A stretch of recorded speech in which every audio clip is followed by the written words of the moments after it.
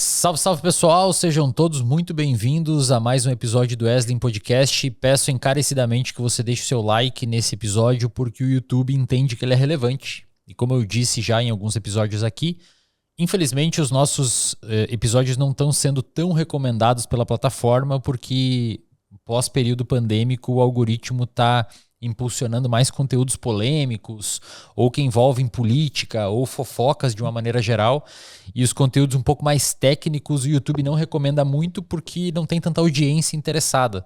E pra gente não colocar uma thumb, que é aquela fotinho que fica no episódio, muito chamativa ou muito sensacionalista em respeito aos nossos convidados, que em geral são acadêmicos ou pessoas muito técnicas, e portanto a gente não pode ficar acelerando muito no sensacionalismo da thumb para chamar view. Então a gente joga um jogo meio que usando as regras, e os nossos concorrentes podem postar qualquer coisa dizendo que descobriram os segredos do mundo. Então a gente fica meio que amarrado. Então eu peço que você deixe o seu like, isso é importante mesmo. Para você é só um like, mas para nós é muito importante, porque o YouTube faz esse cálculo entre número de visualizações e número de like, e quanto mais próximo tiverem esses números, mais ele envia o nosso canal para outras pessoas. Então eu peço a gentileza de você dar esse like para a gente continuar fazendo os episódios aqui para vocês, porque tem toda uma equipe aqui fazendo foto, transmitindo, tem as câmeras, tem o aluguel. Eu peço essa gentileza para você, beleza? Hoje nós estamos aqui com o professor Desidério Murcho, que é filósofo, um professor que eu conheci recentemente através das minhas leituras, e agradeço demais a presença, professor. Muito obrigado. Uma pena não poder ser pessoalmente, porque você está bem longe, a gente está aqui em Santa Catarina, mas agradeço. Foi quase do outro lado do mundo. Pois Quase é. podia estar na Europa, né? É, exatamente. Acho que é mais fácil pegar alguém da África do Sul e trazer para cá do que Pois você é, daí. o Brasil é grande demais, né? Obrigado pela presença, viu, professor? Professor, é um tema que eu vejo que você trata bastante nos seus livros e na sua newsletter também, na revista Crítica também tem um texto Uhum. excelente sobre esse assunto, e acho que é um tema bastante importante hoje no debate, tanto no debate público quanto no debate acadêmico, é o tema sobre a verdade. A Exatamente. primeira pergunta que eu gostaria de fazer é: existe uma verdade? Existem várias, não é? Uma verdade é que a água é H2O, outra verdade é que a Lua não é feita de queijo. Inúmeras verdades existem. A questão é quando as pessoas. Essa é uma pergunta bem curiosa, porque eu não sei bem o que é que as pessoas estão à espera com a ideia de existe uma verdade. Eh, eu tenho um texto em que explorei um pouco o que é que será que as pessoas imaginam com isso. Eis uma hipótese. Talvez as pessoas imaginem qualquer coisa como. Uh, Pensemos numa estrutura axiomática, uma estrutura matemática axiomática, como por exemplo os elementos da geometria de Euclides, ok? E aí o que é que nós temos? Nós temos um grupo muito pequeno de pontos de partida, com base nos quais nós conseguimos chegar a todos os resultados. Então talvez o que as pessoas querem dizer com essa pergunta é: será que há um ponto de partida único, uma verdade única, Uhum. não é? A partir da qual todas as outras verdades se consigam derivar? E a resposta aqui é: não há. Mas, Muito simples, não há. acho que uma das questões que, quando a gente diz que existem verdades, a galera, normalmente, uma das questões que é suscitada é que a verdade é uma construção humana. Exato. Esta é uma segunda ideia, essa talvez seja mais esclarecedor dissecar com cuidado. Uh, É uma ideia particularmente atual, se bem que provavelmente está presente, pelo menos desde a emergência da ideia de que nós vivemos num período histórico chamado pós-modernismo, ok?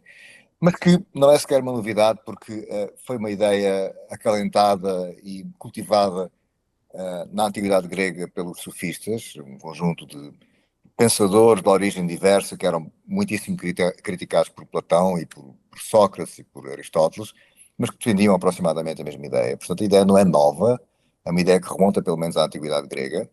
É uma ideia, hoje em dia, politicamente e socialmente particularmente perigosa, porque temos todas estas mentiras que são espalhadas pelos meios de comunicação, mentiras, meias-verdades, coisas vagas, e podemos começar por uma ideia muito simples. Se a verdade, para já há uma tendência na discussão pública para uma simplificação e uma generalização específica. Que algumas verdades sejam construções humanas, talvez. Os casos mais óbvios são as verdades da ficção.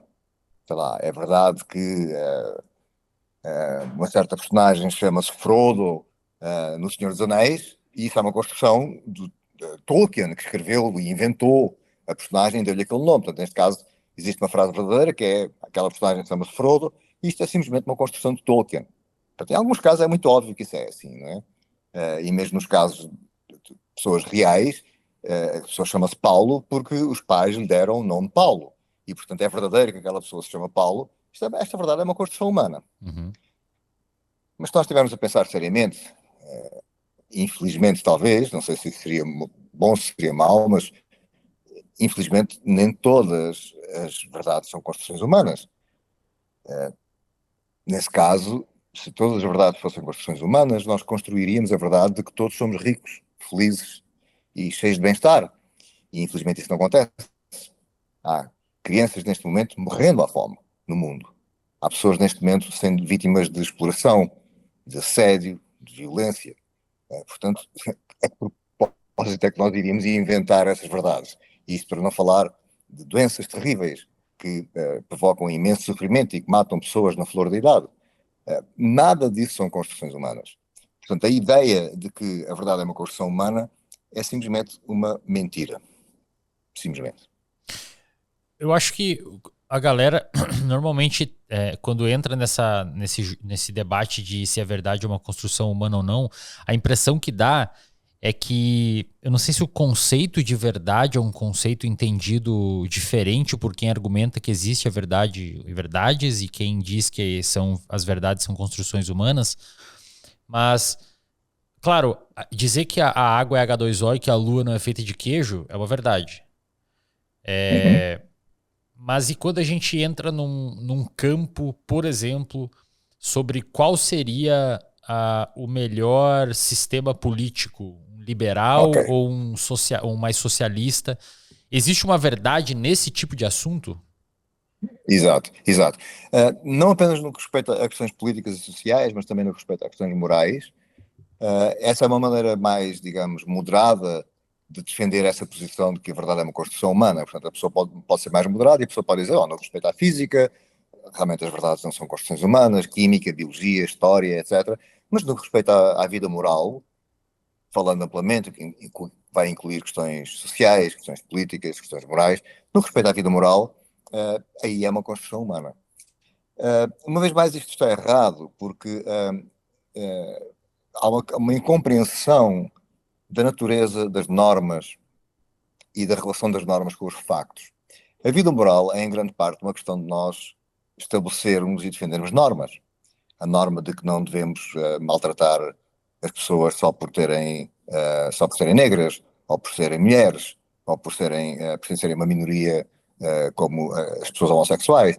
Essas normas são estabelecidas por nós, no sentido em que nós não caem das árvores, isto é, quer dizer, nós não encontramos, não descobrimos cientificamente como descobrimos que a água é H2O, Uhum. nós não descobrimos que é imoral maltratar as pessoas homossexuais, ou discriminá-las, ou o que seja. Isso não se faz uma descoberta destas, como quem descobre que a Lua não é feita de queijo, ou como quem Uhum. descobre uma coisa desse género. E, portanto, as pessoas pensam, então nesse caso nós construímos as coisas. Mas isso é não compreender bem a natureza das normas, é que as normas não existem, digamos, num universo paralelo totalmente independente dos factos. Nós estabelecemos normas porque os factos são de certa maneira. Se os factos não fossem dessa maneira, não precisaríamos dessa norma e faríamos outra. Então, quais são os factos a respeito, por exemplo, a uma mulher em comparação com um homem? Bom, os factos é que não há diferenças significativas que justifiquem a discriminação das mulheres face aos homens. Se os factos fossem diferentes, talvez justificasse que as mulheres fossem discriminadas face aos homens, mas os factos não são esses. E a mesma coisa acontece em todos os outros casos da vida moral. Todos os outros casos da vida moral, as normas que nós estabelecemos têm sempre uma relação direta com certos factos relevantes. Talvez o exemplo mais simples seja o seguinte. Tu mencionaste aqui que leste Peter Singer, por influência do meu saudoso aluno, do Vítor, Peter Singer introduziu há 50 anos a ideia que hoje filosoficamente é praticamente consensual, de que maltratar os animais, que não são humanos, é imoral. E é imoral porque o princípio, digamos, geral é que se nós pudermos evitar sofrimento sem pagar com isso um preço moralmente comparável, então temos o dever moral de evitar esse sofrimento. Ora, isto é o que acontece quando nós maltratamos um animal. Mas, neste caso, é muito óbvio que só é imoral maltratar um animal porque há um facto acerca da biologia do animal que é o facto de ele sofrer. Uhum. Se os factos fossem diferentes, quer dizer, se os animais fossem como as pedras, não havia mal nenhum em fazer aos animais aquilo que nós hoje fazemos. Acontece que os animais não são como as pedras, isso é um facto biológico acerca dos animais. Portanto, as pessoas que pensam que, nomeadamente na vida política, e repara como isto é importante na vida política, quer dizer, dada a tendência tribalista que as pessoas têm no respeito às posições políticas, eu sou de esquerda, tu és de direita, eu sou conservador, tu és liberal, a ideia que as pessoas têm é que isto, digamos, estas preferências políticas existem numa espécie de universo paralelo, indiferente aos factos. Mas isto é falso. Se uma pessoa defender uma determinada posição política, seja de esquerda ou de direita, é porque ela tem em mente certos factos, é porque ela pensa que essa medida vai ter certas consequências factuais. Isto é uma questão científica, ou vai ter essas consequências factuais ou não vai ter essas consequências factuais. Portanto, esse princípio político não é independente dos factos, e é por isso que as posições políticas não são meras construções humanas. Uhum. E quando a gente pensa sobre quem ou como é feito a obtenção desses fatos para determinar se aquilo é verdade ou não, há autores que argumentam, e aqui entenda, professor, que eu estou tentando problematizar a sua tese. Claro. Há autores que argumentam que, na verdade, os fatos, como por exemplo Marx, vão ser uma construção da estrutura de relações de trabalho que a gente tem, e essa superestrutura tenta manter a estrutura para conseguir dominar ou criar um cenário cultural que justifique a exploração, piriri pororó. Ou há outros autores como Foucault, que traz a ideia das instituições exercerem poder e criar as verdades. E se a gente avançasse uma camada no debate, e beleza, eu entendi que as verdades são determinadas pelos fatos, mas e se eu perguntasse para você agora ou eu argumentasse que esses fatos são construídos à luz de uma lente ideológica dominante ou qualquer outra coisa assim? Exato. Essa é uma questão muito importante porque é uma confusão terrível que vários pensadores fizeram entre acreditar que é verdadeiro e ser verdadeiro. São duas coisas completamente diferentes e é uma distinção que é insuscetível de ser eliminada sob pena de incoerência. É verdade que muitas vezes as pessoas acreditam que certas coisas são factuais quando não são factuais. E é verdade que se houver uma instituição com poder e que aponta nessa direção, se calhar muitos milhões de pessoas vão acreditar que é um facto que X, quando na verdade não é um facto. Mas isto é diferente de essa instituição ter a capacidade para tornar um facto tal coisa. Uma coisa é conseguir iludir multidões, seja por força institucional, força académica, força política ou até pela força bruta. Uma coisa é conseguir iludir multidões, outra coisa é conseguir criar essas verdades de facto do nada. E o que é irónico nisto é que pessoas como Foucault, quer dizer, para que o seu pensamento seja interessante, ou pessoas como Marx ou como Foucault, é preciso que existam factos independentes dessas estruturas. Porque senão, qual é o problema dos capitalistas explorarem os trabalhadores? Não é um facto que isto é imoral. Se isto não é realmente factualmente danoso para alguém e injusto para alguém, então bom, é simplesmente uma preferência entre outra qualquer. Quer dizer, qual é a diferença entre isso e o regime socialista? Como não há factos nem de um lado nem do outro, como é que isso poderá ser relevante sequer? E a mesma coisa acontece com Foucault, Foucault parece que está tão preocupado com a opressão. Presumivelmente é porque essa opressão não é uma construção. Se fosse uma mera construção, qual era o problema de haver opressão? Por exemplo, ninguém está preocupado com a opressão que se lê nos livros de ficção, porque são ficção, porque são de facto construções. Nós estamos preocupados com a opressão real, porque essa opressão real não é uma ficção. Então isto é de facto uma confusão. E é uma confusão, deixa-me dizer-te o seguinte, é uma confusão que emerge, talvez, isto é uma especulação selvagem da minha parte, mas que emerge talvez do seguinte. Em muitos pontos dos seres humanos, da maneira como os seres humanos funcionam cognitivamente, e isto é algo que nas últimas décadas se tem tornado cada vez mais óbvio, cada vez mais explícito, sobretudo a partir dos anos 80 do século passado, quando se começou a estudar a maneira, os erros cognitivos sistemáticos que os seres humanos cometem, o que levou vários cientistas a perguntar, bom, mas então parece que o papel principal do nosso cérebro não é o raciocínio que nós diríamos, digamos, científico, mas sim alguma coisa que tem a ver com a maneira como lidamos com as outras pessoas, com funções sociais. E, de facto, esta, hoje em dia, parece a hipótese mais promissora. É por isso que os seres humanos são tão burros quando pensam em certas coisas. Então, o que é que acontece aqui? Esta é uma especulação selvagem. Em grande parte das situações da vida, aquilo que realmente conta para a esmagadora maioria dos seres humanos, talvez uma pequena minoria excêntrica não seja assim, mas o que conta para a grande maioria dos seres humanos é o que é que os outros pensam. Então, se os outros pensam que é bom, eles pensam que é bom. Se os outros pensam que não há problema nenhum em explorar as mulheres, eles aceitam que não há problema nenhum em explorar as mulheres. Se a grande maioria pensa que a escravatura é a coisa mais óbvia do mundo, então eles aceitam que é a coisa mais óbvia do mundo. Então, se pensarmos nestes termos, se não sairmos deste enquadramento mental, que é o que acontece com Marx e com Foucault, então realmente parece que é tudo uma construção humana, porque parece simplesmente que nós limitamos a seguir aquilo que à nossa volta as pessoas dizem. Então, do ponto de vista de Marx ou do ponto de vista de Foucault, não havia nenhum problema com a escravatura na Grécia da Antiguidade. E é por isso que nós não vemos nenhum protesto contra a escravatura por parte de Sócrates, ou por parte de Platão, ou por parte de Aristóteles. Estavam habituados, era a coisa mais óbvia do mundo, havia carradas de escravos, os escravos eram considerados simplesmente sub-humanos, e eles aceitavam porque toda a gente aceitava. Bom, mas eles estavam cometendo um erro. Esta não é a maneira correta de pensar. Nós não descobrimos o que é a água perguntando o que é que a maior parte das pessoas pensa que é a água. Nós não descobrimos se a escravatura é moral perguntando se a maior parte das pessoas à minha volta pensam que é moral. E este é um erro muito, muito grave por parte destes pensadores que infectaram grande parte do pensamento filosófico do século XX com ideias requentadas, esquentadas, da Grécia na Antiguidade, porque esta é exatamente a perspectiva que tinham os sofistas na Antiguidade. Era a ideia de que a verdade é simplesmente uma ficção e que nós podemos usar o discurso e que a única coisa que conta é a nossa capacidade persuasiva discursiva, nada mais. Portanto, se nós conseguimos convencer a generalidade das pessoas de que não há nenhum problema em explorar as mulheres, então não há nenhum problema em explorar as mulheres, simplesmente porque conseguimos convencer a generalidade das pessoas. Isto é um erro gravíssimo e eu diria que é uma das raízes graves de grande parte do sofrimento e do subdesenvolvimento da humanidade ao longo dos séculos. E eu acho que existem autores do século XX que esticaram a corda, né? Como, por exemplo, Derrida, que levou isso ao extremo e que hoje, talvez por a gente viver nesse tempo pós-moderno, isso está, como você comentou, tá bastante infiltrado no meio acadêmico e, por consequência, isso pauta o senso das pessoas e talvez para as pessoas terem esses vieses, isso inflama ainda mais.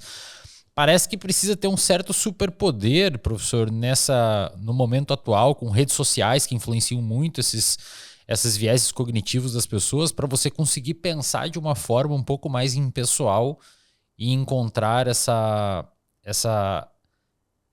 verdade que independe da opinião dos outros. Repara que isto, mesmo na nossa vida pessoal, se nós cedermos aos nossos impulsos primários, tipicamente damos-nos mal. Mesmo na nossa vida pessoal, nós precisamos ser refletidos e cuidadosos. Se nós simplesmente seguimos aquilo que nos apetece fazer na hora, tipicamente estamos fazendo coisas que nos vão prejudicar daqui a uma semana, ou duas, ou um ano, ou 2 anos, ou 10 anos, ou 20 anos. Portanto, nós precisamos ser refletidos. Que isto é contra a natura é provavelmente um dos resultados mais revolucionários e explosivos das ciências cognitivas das últimas décadas, como eu disse, porque parece que é de facto contra a natura.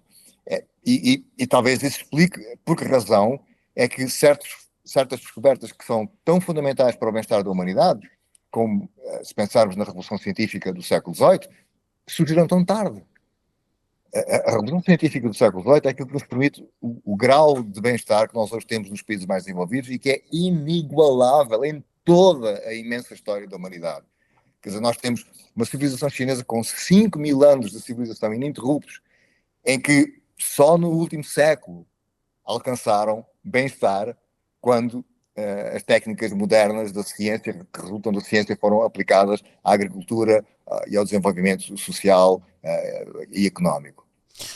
E isto é sistemático na história da humanidade. É sistemático hordas de pessoas sofrendo com uma esperança de vida de 30 ou 35 anos ou 40 anos e uma pequeníssima minoria de reis e senhores que tinha uma vida razoavelmente melhor. E era apenas razoavelmente melhor, porque se nós formos ver mesmo a vida das pessoas mais ricas no tempo, sei lá, no Egito clássico, elas tinham provavelmente menos qualidade de vida do que tem hoje um sueco de classe média. Uhum.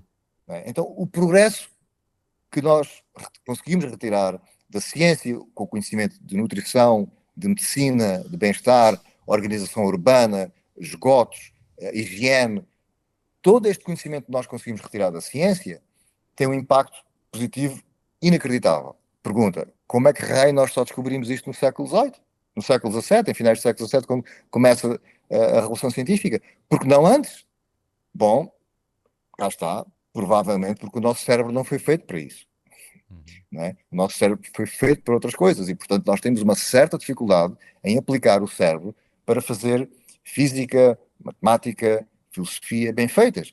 Agora, fazer fofocas, fazer novelas mexicanas, isso toda a gente sabe fazer. Qualquer pessoa consegue fazer essas coisas bem feitas, porque é para isso que serve a linguagem. A linguagem é, antes de mais, um instrumento de manipulação social. E isso é muito facilmente controlado pelas pessoas. Já agora, um outro resultado científico que é bem relevante aqui nesta nossa conversa, que eu não sei se tens conhecimento disso, é o que tem acontecido com a psicologia moral das últimas décadas, nomeadamente com o Daniel Batson e vários outros cientistas que fazem psicologia moral, e que têm estudado como é que as pessoas funcionam moralmente e como é que as pessoas se justificam, atuam, etc. E, sobretudo, o contraste entre aquilo que elas dizem e aquilo que elas fazem. E uma vez mais, quais são os resultados inacreditáveis das últimas décadas na psicologia moral? É que a linguagem moral é, antes de mais, um instrumento de manipulação social. E as pessoas que mais se apresentam a si próprias como muito morais e muito cuidadosas são aquelas que, tendo a oportunidade, fazem coisas imorais. Portanto, e mesmo no que respeita ao desenvolvimento das crianças, logo desde o início, quando as crianças começam a usar termos morais, esses termos morais são usados para manipular os adultos e para deitar as culpas para os irmãos ou para outras crianças. Portanto, o uso da linguagem moral, e isso é uma coisa curiosa, porque quando nós vamos ver a compreensão que as pessoas têm daquilo que é uma vida moral genuína, é muito reduzida. Mas quando vemos a maneira como as pessoas são capazes de usar a linguagem moral para se elevarem aos olhos dos outros e para diminuírem os outros, isso é a coisa mais natural que as pessoas fazem, e fazem isso com uma enorme capacidade criativa. Nós vemos isso nos jornais, vemos isso nas redes públicas, em que toda a gente aparece, não é, sempre usando a linguagem moral para se autopromover. Não, a pessoa aparece nos meios sociais muito chocada com mais uma guerra, muito chocada com mais um acontecimento qualquer. Mas o que é que a pessoa na vida real faz para ser uma pessoa moralmente assim tão engajada? Bom, nada. E este contraste que Daniel Batson e outros cientistas morais outros psicólogos morais têm descoberto, que uma vez mais aponta na mesma direção.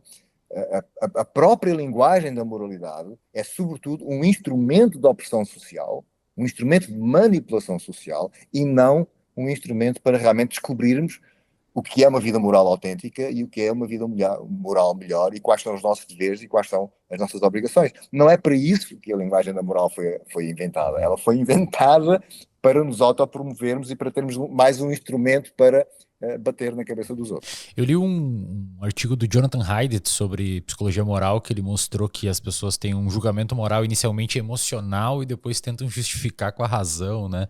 Mas sobre essa vida moral, eu também li um artigo do Peter Singer, de 72, que acho que é Famine, Affluence and Morality. Exato. Argumentação incrível, né, do Peter Singer naquele artigo. Acho que foi um dos inícios ali que depois culminou no livro Ética Prática dele. Mas meio que a conclusão daquele artigo, professor, é que o ser humano médio é mau. Exatamente. É meio que o que deu para concluir daquele artigo. Essa vida moral não é muito exigente? Ok, depende qual é o padrão de exigência que nós temos em mente. Em termos do comportamento comum das pessoas, é muito exigente. Porque o comportamento comum das pessoas é muito moralmente baixo. Não é? O comportamento comum das pessoas é basicamente, bom, eu sou mais ou menos generoso com as pessoas que me são mais próximas. No respeito ao resto do mundo, eu gosto de manter um certo discurso, porque uso as desgraças do mundo para me autopromover, para aparecer publicamente como uma pessoa moralmente engajada, mas não vou fazer rigorosamente nada, não vou tirar 10 reais da minha conta para ajudar pessoas que estão morrendo do outro lado da cidade. Não vou fazer isso. Né? Então, do ponto de vista, se nós pensarmos no padrão moral em termos do comportamento real das pessoas, realmente o padrão moral que Peter Singer tem em mente é muito exigente. Mas se nós tivermos em mente algo de razoável, quando nós pensamos em termos dos recursos que as pessoas têm, não é exigente. Como ele próprio tem batalhado ao longo dos últimos 50 anos, tem batalhado sistematicamente dizendo que as posições que ele defende não são exigentes, porque estamos falando de pessoas em sociedades de grande riqueza, de grande bem-estar, e uma pessoa, mesmo no Brasil, em que não é uma sociedade ainda particularmente desenvolvida, comparando com países europeus, mas mesmo no Brasil, uma pessoa que ganha 10 mil reais por mês, ela consegue dispor de 500 reais por mês para ajudar os mais pobres. A pessoa não vai sentir isso na qualidade da sua vida diária. Provavelmente, em vez de comprar um iPhone novo de 2 em 2 anos, compra um iPhone novo de 3 em 3 anos. A sua vida não vai ter nenhum impacto negativo. Mas quantas pessoas fazem isso? Uhum.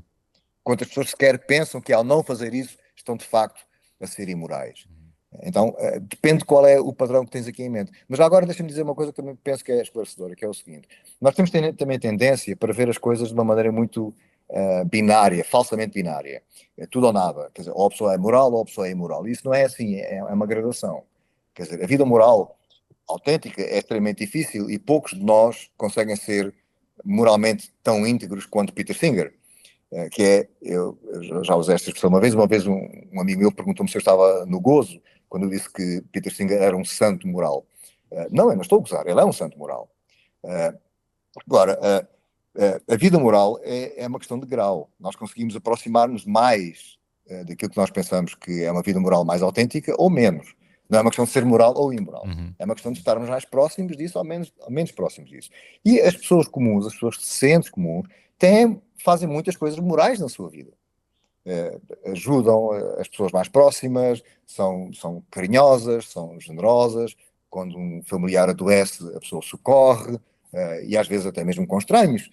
As pessoas, se uma pessoa tem um ataque de coração na rua, as pessoas ajudam, chamam a ambulância, procuram ajudar a pessoa, ou se uma pessoa idosa escorrega e cai na rua, as pessoas estranhas, completamente estranhas, ajudam a pessoa, chamam uma ambulância. Portanto, as pessoas comuns têm um impulso para atuar moralmente. O que muitas vezes elas desconhecem é o que é uma vida mais autenticamente moral. O que é que a pessoa pode fazer de um pouco mais para ter uma vida mais moral, para ter uma vida mais próxima da integridade moral? Isso é o que as pessoas, infelizmente, não sabem muito bem. Mas muitas pessoas já têm uma atuação moral em muitas áreas, incluindo também, e deixa-me sublinhar este ponto, que é um ponto que eu penso que Peter Singer não sublinha. Na verdade, ele nunca fala nisso, e eu penso que é um dos pontos mais, uma das grandes lacunas do pensamento dele, é a relevância moral da nossa atuação profissional. Eu sublinho muito isto em muitos contextos, porque eu penso que isto é um ponto muito importante. Repara no seguinte, quer dizer, uma pessoa, para grande parte das pessoas, o seu contributo moral mais significativo para a sociedade é o seu trabalho. Seja como a pessoa que recolhe o lixo, a pessoa que faz a higiene das cidades, a pessoa que mantém as centrais elétricas funcionando para nós podermos estar neste momento aqui conversando, não é? As pessoas que produzem um trabalho de esclarecimento público, como tu fazes, não é? Um professor, um enfermeiro, grande parte das pessoas, o seu contributo moral mais significativo para a sociedade é através da sua profissão. Ora, todos nós da nossa profissão podemos perguntar uma coisa muito simples: como é que eu consigo fazer melhor? Como é que eu consigo servir melhor as pessoas que é da minha obrigação profissional servir? Os meus alunos, os meus doentes, as pessoas comuns, a pessoa que está no supermercado, que serve as pessoas que vão comprar comida no supermercado. Como é que eu consigo desempenhar melhor a minha função profissional? Isto já é um contributo moral muito importante para que praticamente todas as pessoas dão esse contributo moral, porque quer queiram, quer não, a não ser que sejam ricas, têm que trabalhar para viver. Acho que unindo os dois assuntos agora, a gente tem uma verdade moral, porque quando a gente fala de moralidade, há sempre o debate de que a moralidade, acho que esse é o... Recentemente eu tenho reproduzido nas minhas redes sociais alguns trechos do Peter Singer, alguns trechos do seu livro, inclusive, E os comentários que eu mais recebo, acho que por conta do Brasil ser um país muito religioso, é que a verdade está em Deus, a verdade está na religião, você só vai encontrar isso na Bíblia e etc. Eu não tenho religião, mas não tenho nenhum problema com religião. Meu pai é católico e fez teologia. Eu, inclusive, comprei uma casa para ele no lado da igreja para ele conseguir ir à missa sempre, porque eu sei que faz bem para ele. Mas parece que esse refúgio, digamos assim, impede a pessoa de raciocinar um pouco mais sobre o que é uma vida moral. E muitos dizem que a verdade está lá. A verdade, existe uma verdade moral também? Existe uma forma da gente encontrar a verdadeira moralidade ou alguma coisa assim? Sim, sem dúvida. Mais uma vez, não há uma única verdade moral, há várias, mas existem várias verdades morais, porque as verdades morais têm sempre uma relação direta, como eu já disse há pouco, com os próprios factos. É imoral provocar sofrimento nos animais ou nas pessoas, porque é um facto que existe sofrimento. Se as pessoas fossem completamente autónomas relativamente a todo o resto do universo, nós nem sequer precisaríamos de moralidade. Porque as pessoas não poderiam ser negativamente afetadas, as pessoas aos animais, se não pudessem ser negativamente afetadas ou positivamente afetadas por aquilo que fazemos, nós não precisaríamos de moralidade para nada. Portanto, é devido a factos inerentes à nossa natureza que nós precisamos da moralidade. E, portanto, seja qual for a verdade moral que a pessoa defende, ou as verdades morais que a pessoa defende, a pessoa tem que perguntar quais são as consequências factuais de aplicar esses princípios morais. Quer dizer, se nós defendermos uma posição moral qualquer, como as posições morais da Bíblia ou o que seja, nós temos que nos perguntar qual é o impacto factual que isso tem na vida real de pessoas reais ou na vida real de animais reais. E, portanto, são sempre os factos que, em última análise, mais contam aqui. Os valores os grandes princípios morais são apenas as nossas tentativas de tornar o mundo melhor. Mas melhor é algo que depende dos factos. O que é melhor para um ser humano, ou o que é melhor para outro ser humano, ou o que é melhor para qualquer agente moralmente relevante. Portanto, os factos têm sempre relevância. Mas a ideia realmente, repara uma vez mais como a ideia de seguir simplesmente aquilo que é comum é, digamos, a saída mais óbvia. Portanto, quando as pessoas dizem, não, a moralidade é uma questão de religião, ou é uma questão da Bíblia, ou é uma questão de Deus, o que a pessoa está a querer dizer, na verdade, é que eu não quero pensar nisso, e eu tenho aqui uma receita pronta, e eu quero seguir essa receita porque é mais fácil. Porque a pergunta óbvia, se a pessoa diz que a vida moral autêntica é aquilo que a Bíblia descreve, a primeira pergunta óbvia é como é que as pessoas que escreveram a Bíblia sabiam que a vida moral autêntica é isso? De onde é que isso vem? Como é que isso é? Será que elas têm razão? Será que elas não se enganaram? Será que não poderam ser enganadas? Mesmo imaginando que essas pessoas foram inspiradas por Deus, será que ouviram bem a inspiração? Será que não se enganaram na inspiração? Até porque a Bíblia está cheia de contradições. A escravatura não é criticada na Bíblia, por exemplo. Será que então não há nada de errado com a escravatura?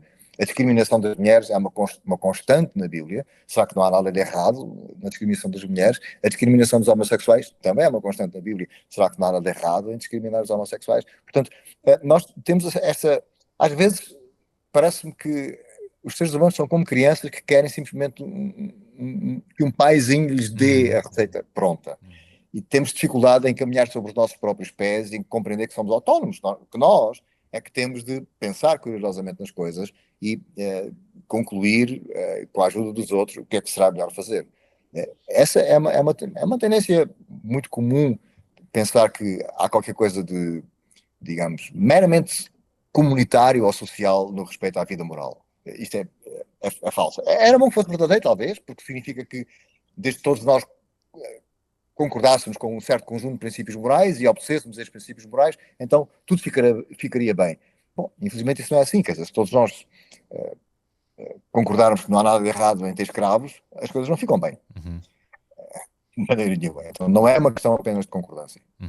Eu li recentemente um livro, professor, do Joshua Green, chamado Tribos Morais, e nesse livro, basicamente, o argumento do autor é que a moralidade evoluiu para resolver o dilema dos comuns, que é um dilema para a audiência entender que, basicamente, se eu tenho um pasto, a gente tem algumas vacas dentro de uma população, se todo mundo decidir colocar as vacas pastar, elas vão ficar mais gordas e cada um vai ganhar muito mais dinheiro, mas se todo mundo tivesse o mesmo pensamento, o pasto acaba, todas as vacas morrem e aí vai dar problema.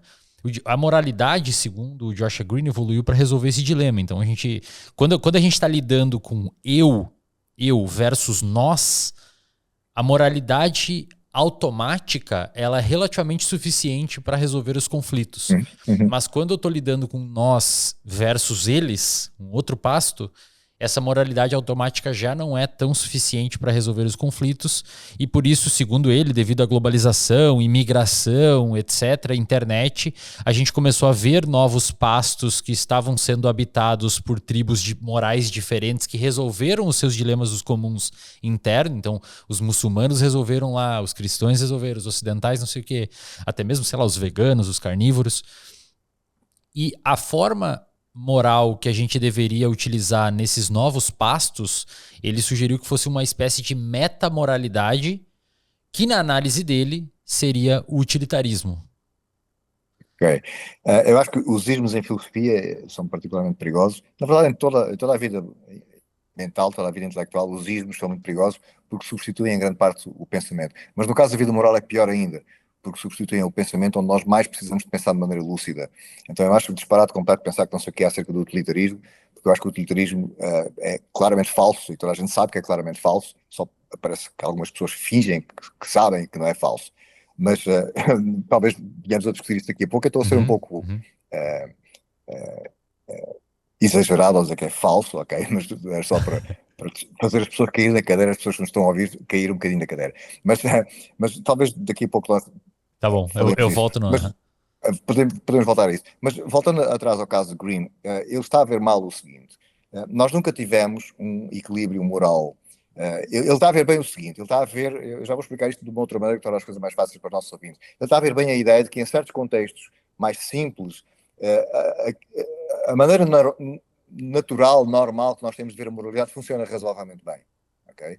E então, se pensarmos numa sociedade tradicional, com 90 membros, em que as pessoas todas praticamente conhecem-se pelo nome, a moral que emerge naturalmente em nós talvez funcione de uma maneira razoavelmente boa e seja suficiente para garantir uma certa qualidade de vida.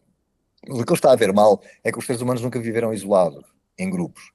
Os grupos sempre interagiram entre si e é por isso que sempre houve guerras entre grupos e sempre houve guerras terríveis entre grupos. Portanto, os seres humanos, isso é uma coisa, um registro arqueológico curioso, quer dizer, desde há milhares de anos, quando não havia nada a não ser caminhar a pé, os seres humanos transportavam pedras a milhares de quilómetros de distância.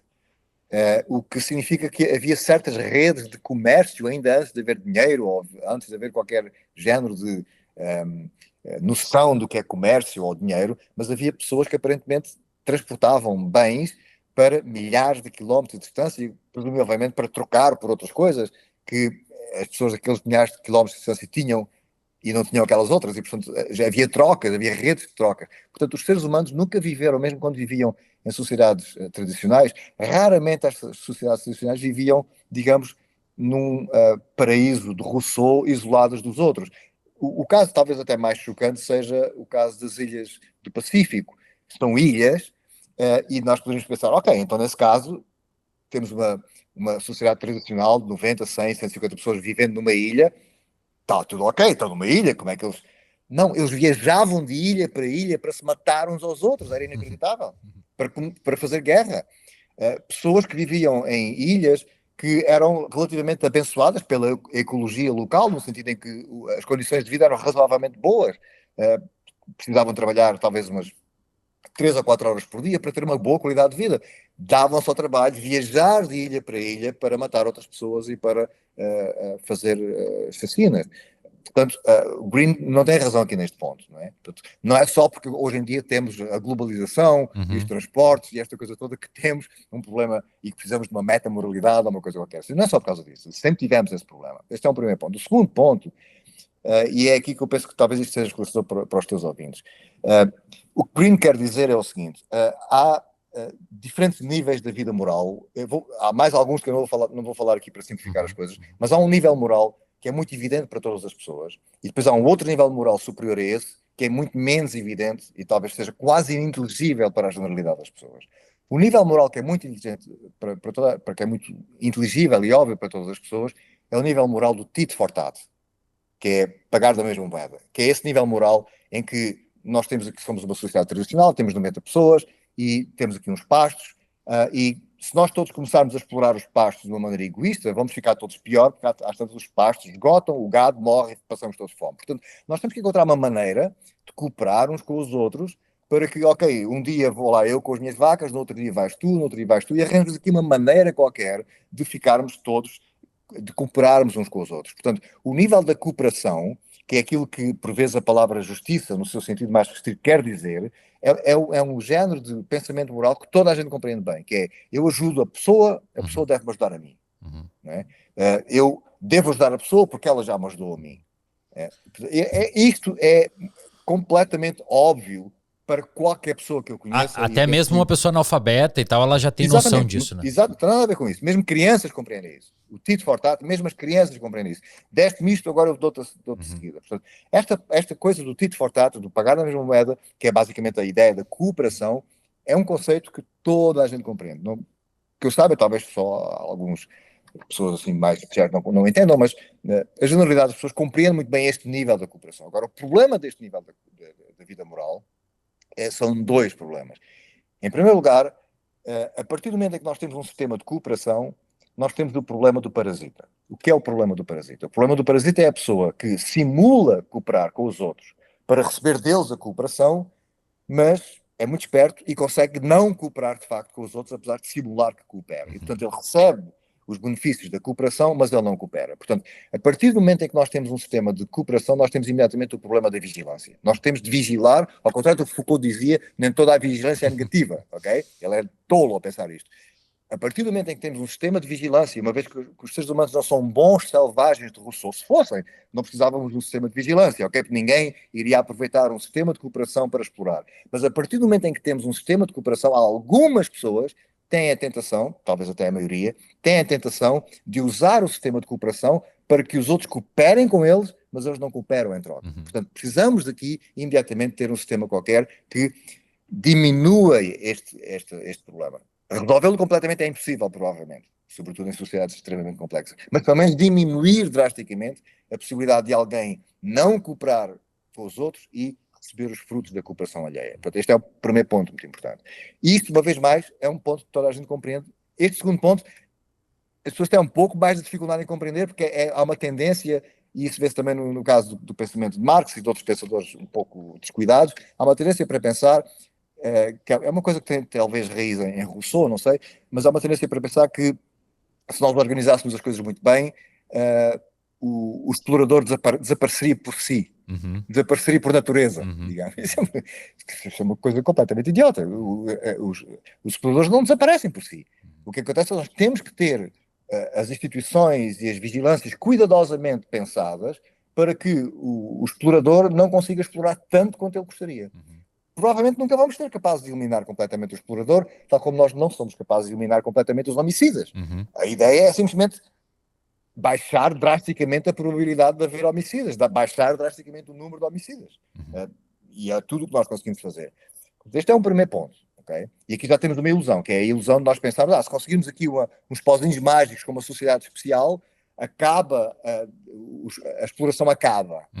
Bom, isso não vai acontecer nunca, não temos nenhuma razão. Até tentaram, né? Até tentaram e não deu muito certo. Foi o inverso que aconteceu, inclusive. Acontece exatamente o inverso, não é? Isto em parte porque não havia uma compreensão de Marx e de outros pensadores, não há uma compreensão do papel moral que têm os mercados. Ainda hoje há uma tendência de pessoas falarem mal do capitalismo, como se o capitalismo fosse amoral ou imoral ou contra a moralidade. E quando nós vamos estudar os factos científicos do papel do mercado na vida moral, o que é que nós descobrimos? Bom, que as sociedades com índices de trocas comerciais mais intensas e mais elevadas são sociedades com mais confiança em estranhos. E porquê? Porque as pessoas estão habituadas a fazer trocas comerciais com pessoas que não conhecem. E essas trocas comerciais correm bem. E são benéficas para ambos, porque a pessoa tem um bem que eu quero, eu dou-lhe o dinheiro, ela dá-me o bem em troca. Isso é bom para mim, é bom para ela. E, portanto, nós começamos a ter uma certa abertura para os estranhos. Ao passo que temos uma sociedade com menos trocas comerciais, é uma sociedade em que nós, à partida, temos desconfiança relativamente aos estranhos, porque a primeira ideia é o gajo vem-me roubar. Né? Talvez me roube, eu não sei quem é, não conheço a família dele. Quem é, sei lá, ainda por cima a pele é de outra cor, os olhos são diferentes. Né? E, portanto, Os mercados têm um papel moralizador, ao contrário do que as pessoas têm a tendência para pensar, ainda que existem aspectos extremamente negativos nas economias de mercado e na exploração evidente que existe nas sociedades desenvolvidas de mercado, mas os mercados têm aspectos positivos. Muito bem, agora vamos ver o segundo ponto, que é talvez mais surpreendente só para a audiência acompanhar nós, esse é o segundo ponto negativo ou consequência do tit for tat. Aí depois você vai explicar ainda uma moralidade que não é tão evidente para as pessoas, né? E essa é que me parece que é completamente nada evidente para as pessoas, e é por isso que as posições de Peter Singer parecem tão exigentes, como tu disseste aqui, e bem. É que, eu vou explicar isto como uma historinha, ok? Fica mais fácil de compreender assim. Então vamos imaginar que 30 ou 40 pessoas vivem numa ilha e as pessoas vivem mais ou menos num paraíso russiano, ou seja, de Rousseau, ou seja, realmente não há exploradores, as pessoas trocam as coisas umas com as outras, ajudam-se mutuamente, há cooperação, ninguém procura apoderar-se do trabalho da outra pessoa, as coisas correm bem, ok? E para a maior parte das pessoas que olham para isto, como o próprio Rousseau ou o próprio Marx, olham para isto e dizem, bom, então pronto, já está, acabou. Já estamos no nível máximo da vida moral. É tudo que nós precisamos, é isto. Ninguém explora ninguém, as pessoas cooperam, está tudo ok. Colhem os frutos da cooperação, porque as pessoas também, por vezes, têm dificuldade em compreender quais são as vantagens da cooperação, que é, em grande parte, a especialização do trabalho. E a especialização do trabalho, a vantagem que tem é a maior produtividade. E a vantagem que tem a maior produtividade é que ficamos com mais tempo livre para fazer outras coisas. Não é? Quer dizer, se eu viver numa economia de subsistência em que eu tenho que fazer tudo aquilo que preciso para a minha subsistência, eu trabalho 16 horas por dia que nem um escravo e não tenho 1 hora por dia para me dedicar, por exemplo, às artes, ou para namorar, ou para fazer outras coisas que me interessam, porque estou 16 horas por dia trabalhando. Ao passo que com a especialização, com a cooperação, eu posso especializar-me em pescar, por exemplo, que eu sou mais eficaz a pescar do que outra pessoa, e aí eu preciso trabalhar menos horas por dia, e a outra pessoa também precisa trabalhar menos horas por dia, e depois no final do dia nós trocamos os resultados do nosso trabalho, e estamos os dois mais ricos, subitamente, ok? Portanto, esta é a raiz da riqueza é esta.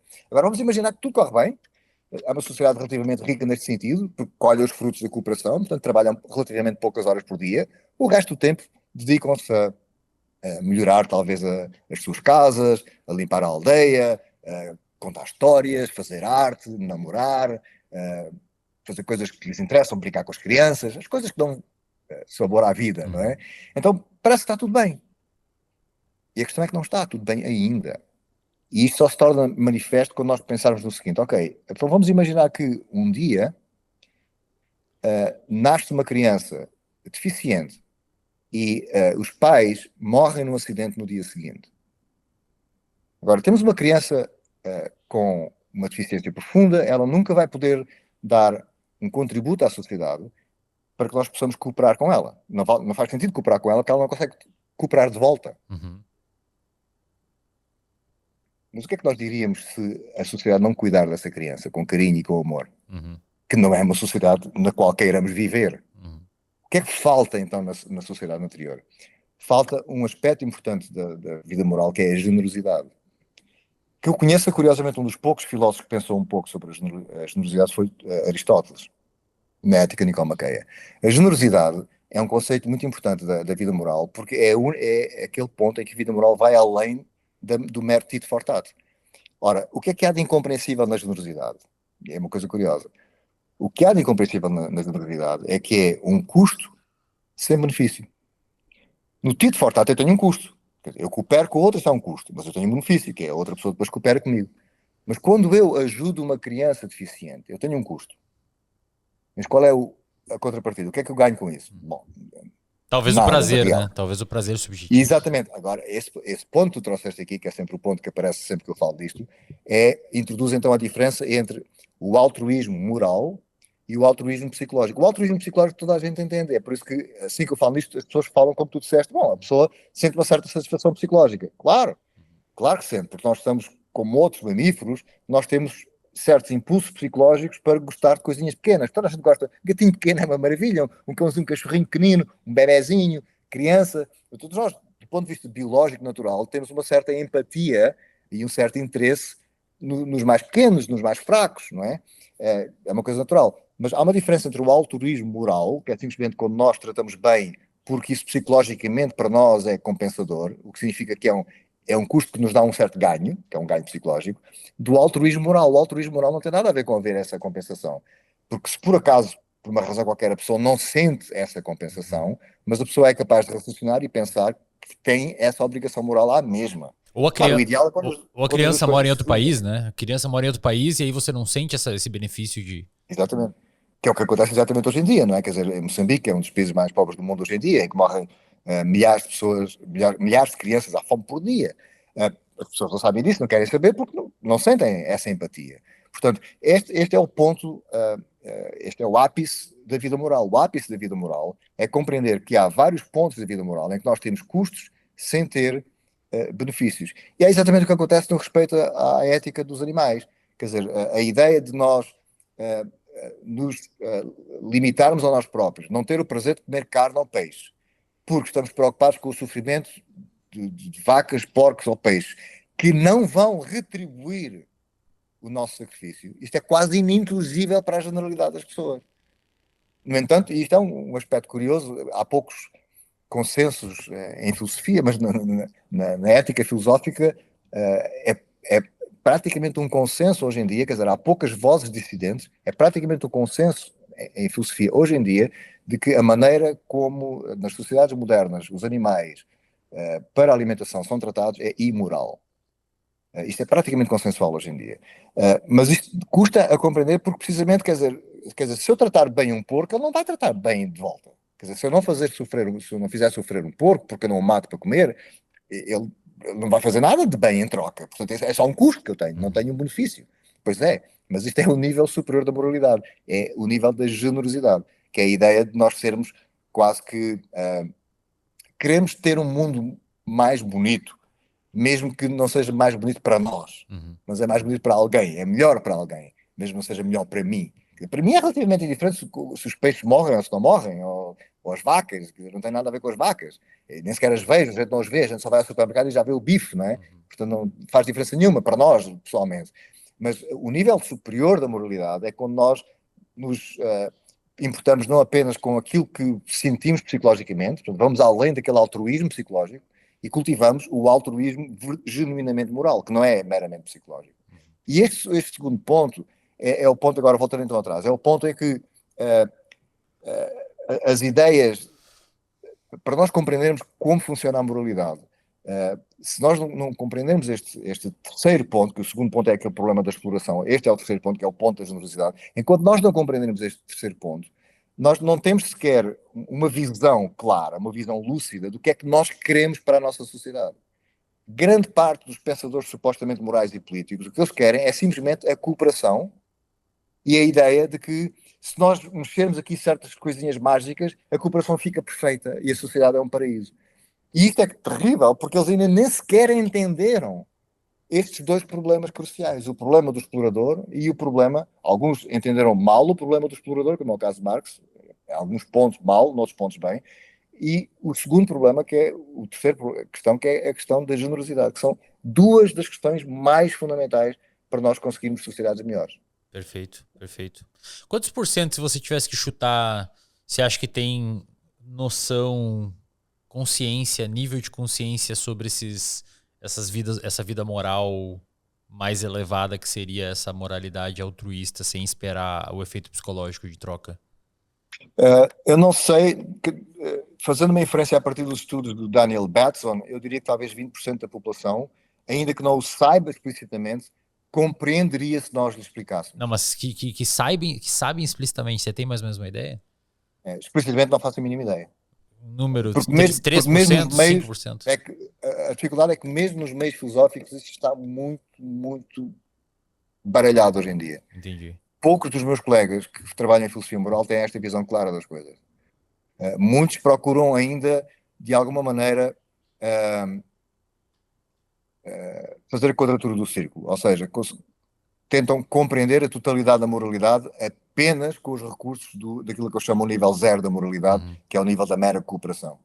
Com os recursos da mera cooperação, nós nunca vamos conseguir ter os princípios fundamentais de uma vida genuinamente moral, porque é como querer fazer tudo só com a multiplicação e a divisão.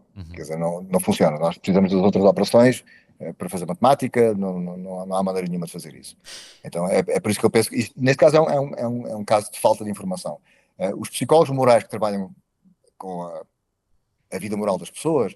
É curioso, como o caso do Daniel Batson, como eles precisariam de filosofia moral apropriada e não a têm. Então, ao ler o Daniel Batson, apesar de serem excelentes cientistas e fazem experiências muito importantes e dão-nos a conhecer muito bem como funciona, como, na prática, como é que as pessoas funcionam moralmente, mas o próprio Daniel Batson e os outros cientistas não sabem bem o que é a vida moral. Têm uma certa ideia vaga, mas não sabem bem o que é a vida genuinamente moral, porque pensam, que é uma coisa muito comum as pessoas pensarem, que a vida moral é uma questão de seguir princípios, obedecer a princípios.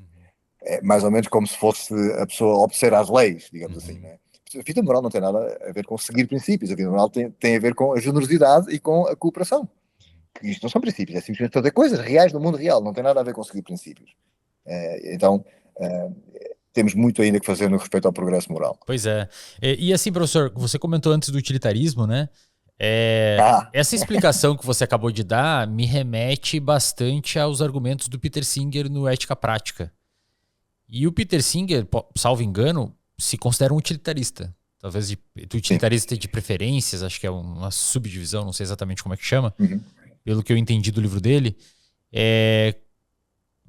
Por que seria falso se você praticamente argumentou o que ele argumenta? Sim. O caso específico do Peter Singer é bem curioso, porque ele começou por ser claramente utilitarista, foi essa a formação que ele teve, e depois, a pouco e pouco, começou a dar-se conta de que a sua argumentação em alguns dos pontos mais fundamentais, como no caso do tratamento dos outros animais e no caso da pobreza absoluta, o seu tratamento destes dois casos é independente das suas posições utilitaristas. E as conclusões a que ele chegou são conclusões a que qualquer filósofo moral chega, mesmo que não aceite os princípios utilitaristas, pela simples razão de que ele não usa os princípios utilitaristas para defender as posições que defende nestes dois casos. Portanto, Peter Singer moderou-se nesse aspecto e não tentou, digamos, extrair do utilitarismo as conclusões acerca destes dois temas. Ele extrai as conclusões acerca destes dois temas da reflexão moral direta, sem passar primeiro pelo ismo ou pelos princípios fundamentais. Agora, a razão pela qual fui um pouco, digamos, chocante ao dizer que toda a gente sabe que o utilitarismo está errado, é que há uma tendência, e este talvez seja um dos... Não há bela senso não é? A revolução científica, como eu já disse, foi um dos grandes feitos da humanidade e é a raiz de grande parte do nosso bem-estar e da nossa riqueza hoje em dia. Mas como não há bela senso não, a revolução científica introduziu muito ruído na cabeça dos intelectuais, incluindo também os filósofos, que é a ideia, e um dos aspectos desse ruído, é a ideia de que para nós termos uma compreensão apropriada das coisas, temos de descobrir leis, e as leis são princípios muito gerais que depois nós aplicamos em particular e que funcionam muito bem, porque é só uma questão de aplicar quase algoritmicamente, digamos, um princípio geral a um caso particular e está tudo resolvido. E então isto fez surgir pela primeira vez na história da filosofia moral europeia a ideia de que conseguiríamos fazer com a teoria, com a filosofia moral, a mesma coisa que Newton fez com a física. E, portanto, agora é só uma questão de pensar nos grandes primeiros princípios e, a partir desses grandes primeiros princípios, nós vamos extrair como que, algoritmicamente, digamos, a aplicação aos casos particulares e, portanto, a resposta no respeito às nossas perplexidades particulares está dada nos próprios princípios. É só uma questão de aplicar os princípios. O utilitarismo é uma dessas teorias, uma dessas perspectivas que oferece um conjunto de princípios, talvez a mais plausível, apesar de tudo. Uma outra maneira de tentar estabelecer princípios é a via de Kant, que é a ideia de que há qualquer coisa de irracional em agir imoralmente, o que é bem pior do que o caso do utilitarismo. E depois temos uma terceira alternativa, que é a ideia mais ou menos contratualista, de que é uma questão de nós fazermos acordos mútuos entre nós e tal, e sob certas condições esses acordos mútuos devolvem os princípios morais corretos e dizem-nos o que é correto fazer em cada situação. Ora, o problema aqui é que se nós conseguíssemos realmente ter teorias da moral como temos teorias da física, bom, seria ótimo, não é? É uma maravilha nós termos teorias muito gerais, depois é só uma questão de aplicar a casos particulares, é ótimo. Mas se não tivermos, e se essas teorias estiverem ligeiramente erradas, porque não conseguimos fazer teorias tão perfeitas assim, então corremos o risco de estar profundamente iludidos quando vamos aplicar esses princípios aos casos reais. Portanto, a minha mensagem principal no respeito a qualquer teoria moral é: esquece a teoria e pensa nos casos. Entendi. Você faz o caminho inverso. Faz o caminho inverso. O que mais conta é os casos. E o que acontece com as teorias morais, talvez mais próximas de serem razoáveis, como é o utilitarismo, apesar de tudo, é que acerta em muitos pontos. Sim, o sofrimento é uma coisa intrinsecamente má, que é um dos princípios básicos de John Stuart Mill. E sim, as pessoas não valem mais umas do que as outras. Em certas condições, devemos ser imparciais na aplicação dos princípios que orientam a nossa vida moral. Em muitos casos, o utilitarismo devolve as respostas corretas, mas precisamos de olhar para os casos particulares. E em muitos casos particulares, nós simplesmente desconhecemos o que é correto fazer. E este é um ponto em que o próprio pensamento de Peter Singer chega a um certo ponto em que ele bate na parede e não avança, por uma razão simples, quer dizer, bom, há certos erros de pormenor que eu não vou explicar aqui, são um pouco técnicos, como o problema da agregação, mas isso talvez dê para explicar. Mas há um outro ponto que é o seguinte: um, um, se nós nos limitarmos, isto está diretamente ligado com o tema da agregação, foi por isso que eu me lembrei disso agora, se nós nos limitarmos a pensar em termos da quantidade de sofrimento, e se levarmos isso a um princípio moral absoluto, que é o que Peter Singer ou faz, ou está sempre tentado a fazer, ok? Portanto, a única coisa que conta, nós olhamos para a situação e perguntamos, imaginamos uma maneira qualquer de quantificar o sofrimento, ainda nós não tínhamos uma maneira científica ou perfeita de quantificar o sofrimento, mas temos pelo menos uma maneira intuitiva de compreender que se há 3 porcos sofrendo, isso é pior do que haver apenas um porco sofrendo ou nenhum, não é? Portanto, nós temos uma certa maneira intuitiva de quantificar o sofrimento, que é o que o John Stuart Mill também tinha em mente, e portanto, nós olhamos para uma situação desse ponto de vista e pensamos que com esse ponto de vista é suficiente para nós decidirmos o que é moral ou não é moral fazer. Em muitos casos isso funciona. Em muitos casos isso funciona. Em casos comuns isso funciona, mas vamos ter sempre casos de fronteira, casos extremos, casos radicais, em que não é óbvio que isso funcione. Eis um exemplo desses. Nós vamos os dois fazer uma caminhada, fazer um mochilão, como se diz aqui no Brasil, perdemos-nos no meio da selva, andamos 3 semanas perdidos. Ok, agora os nossos mantimentos desapareceram, há uma única maneira de nós conseguirmos sobreviver: matar animais para comer. Nós conseguimos matar peixe, por exemplo, se tivermos a sorte de estar próximo do rio que tenha peixe, e nós conseguimos matar animais para sobreviver. Então nós andamos 3 semanas matando peixe para conseguir sobreviver, até conseguirmos encontrar alguém para conseguir sair daquela situação difícil em que nós dois nos encontramos. Agora vamos imaginar isto, imaginamos que as coisas correm bem, no certo sentido, bem para nós, no sentido em que nós conseguimos sobreviver durante 3 semanas, comendo peixe e talvez outros animais, e ao fim de 3 semanas conseguimos finalmente encontrar o caminho para casa e saímos, e tudo correu bem, para nós. Mas nós matámos dezenas de animais, inevitavelmente provocando sofrimento a esses animais, ok? Agora vamos imaginar que logo no início de nós nos termos perdido, logo no primeiro dia, caímos os dois por uma falésia e morremos. Agora, o sofrimento de vários animais foi poupado, apesar de se pagar o preço do sofrimento de 2 pessoas. Uhum. E o Peter Singer tem a ideia de que nós conseguimos de alguma maneira fazer aqui um jogo de cintura para dizer que o teu sofrimento e o meu sofrimento, porque nós somos animais com capacidades cognitivas diferentes, mais aprimoradas, com maior capacidade de consciência, com projeção no futuro.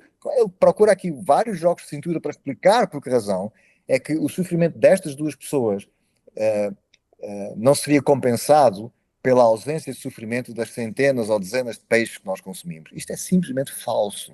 Não há maneira de saber. Entendi. O ponto é que não há ou não maneira é objetiva de saber. Entendi. Não há maneira de saber. O que há de instrutivo aqui, meu querido, é compreender que a moral é um luxo, é que nós nos damos, que nós nos oferecemos a nós próprios quando temos essa possibilidade. Na situação em que nós os dois estaríamos, nós não tínhamos a possibilidade de sermos morais, porque a nossa própria existência e sobrevivência estava em jogo. E, portanto, sim, nós iríamos matar os animais, talvez tivéssemos o cuidado de provocar o mínimo sofrimento possível, talvez tivéssemos alguns dores de consciência, mas iríamos fazer isso porque a nossa sobrevivência estaria em causa. Mas é por isso que é tão importante nós criarmos as condições sociais, políticas e económicas para que possamos exercer o luxo da moralidade. Repara, é um pouco como o seguinte: a música não é um luxo? É claro que é um luxo. Naquela situação, uma vez mais, em que nós os dois estaríamos, nós iríamos ficar sentados a tocar flauta? Claro que não!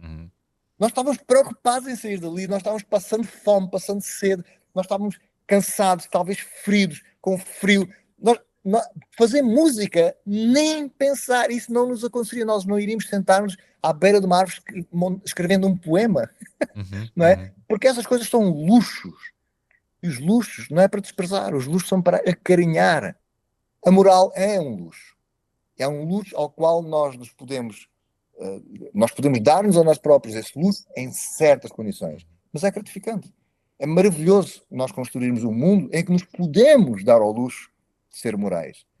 Mas aqui está o ponto em que eu te estou a dizer, quer dizer, do ponto de vista exclusivamente moral, exclusivamente utilitarista, digamos, Peter Singer pensa que a própria teoria nos dá uma resposta para estes casos.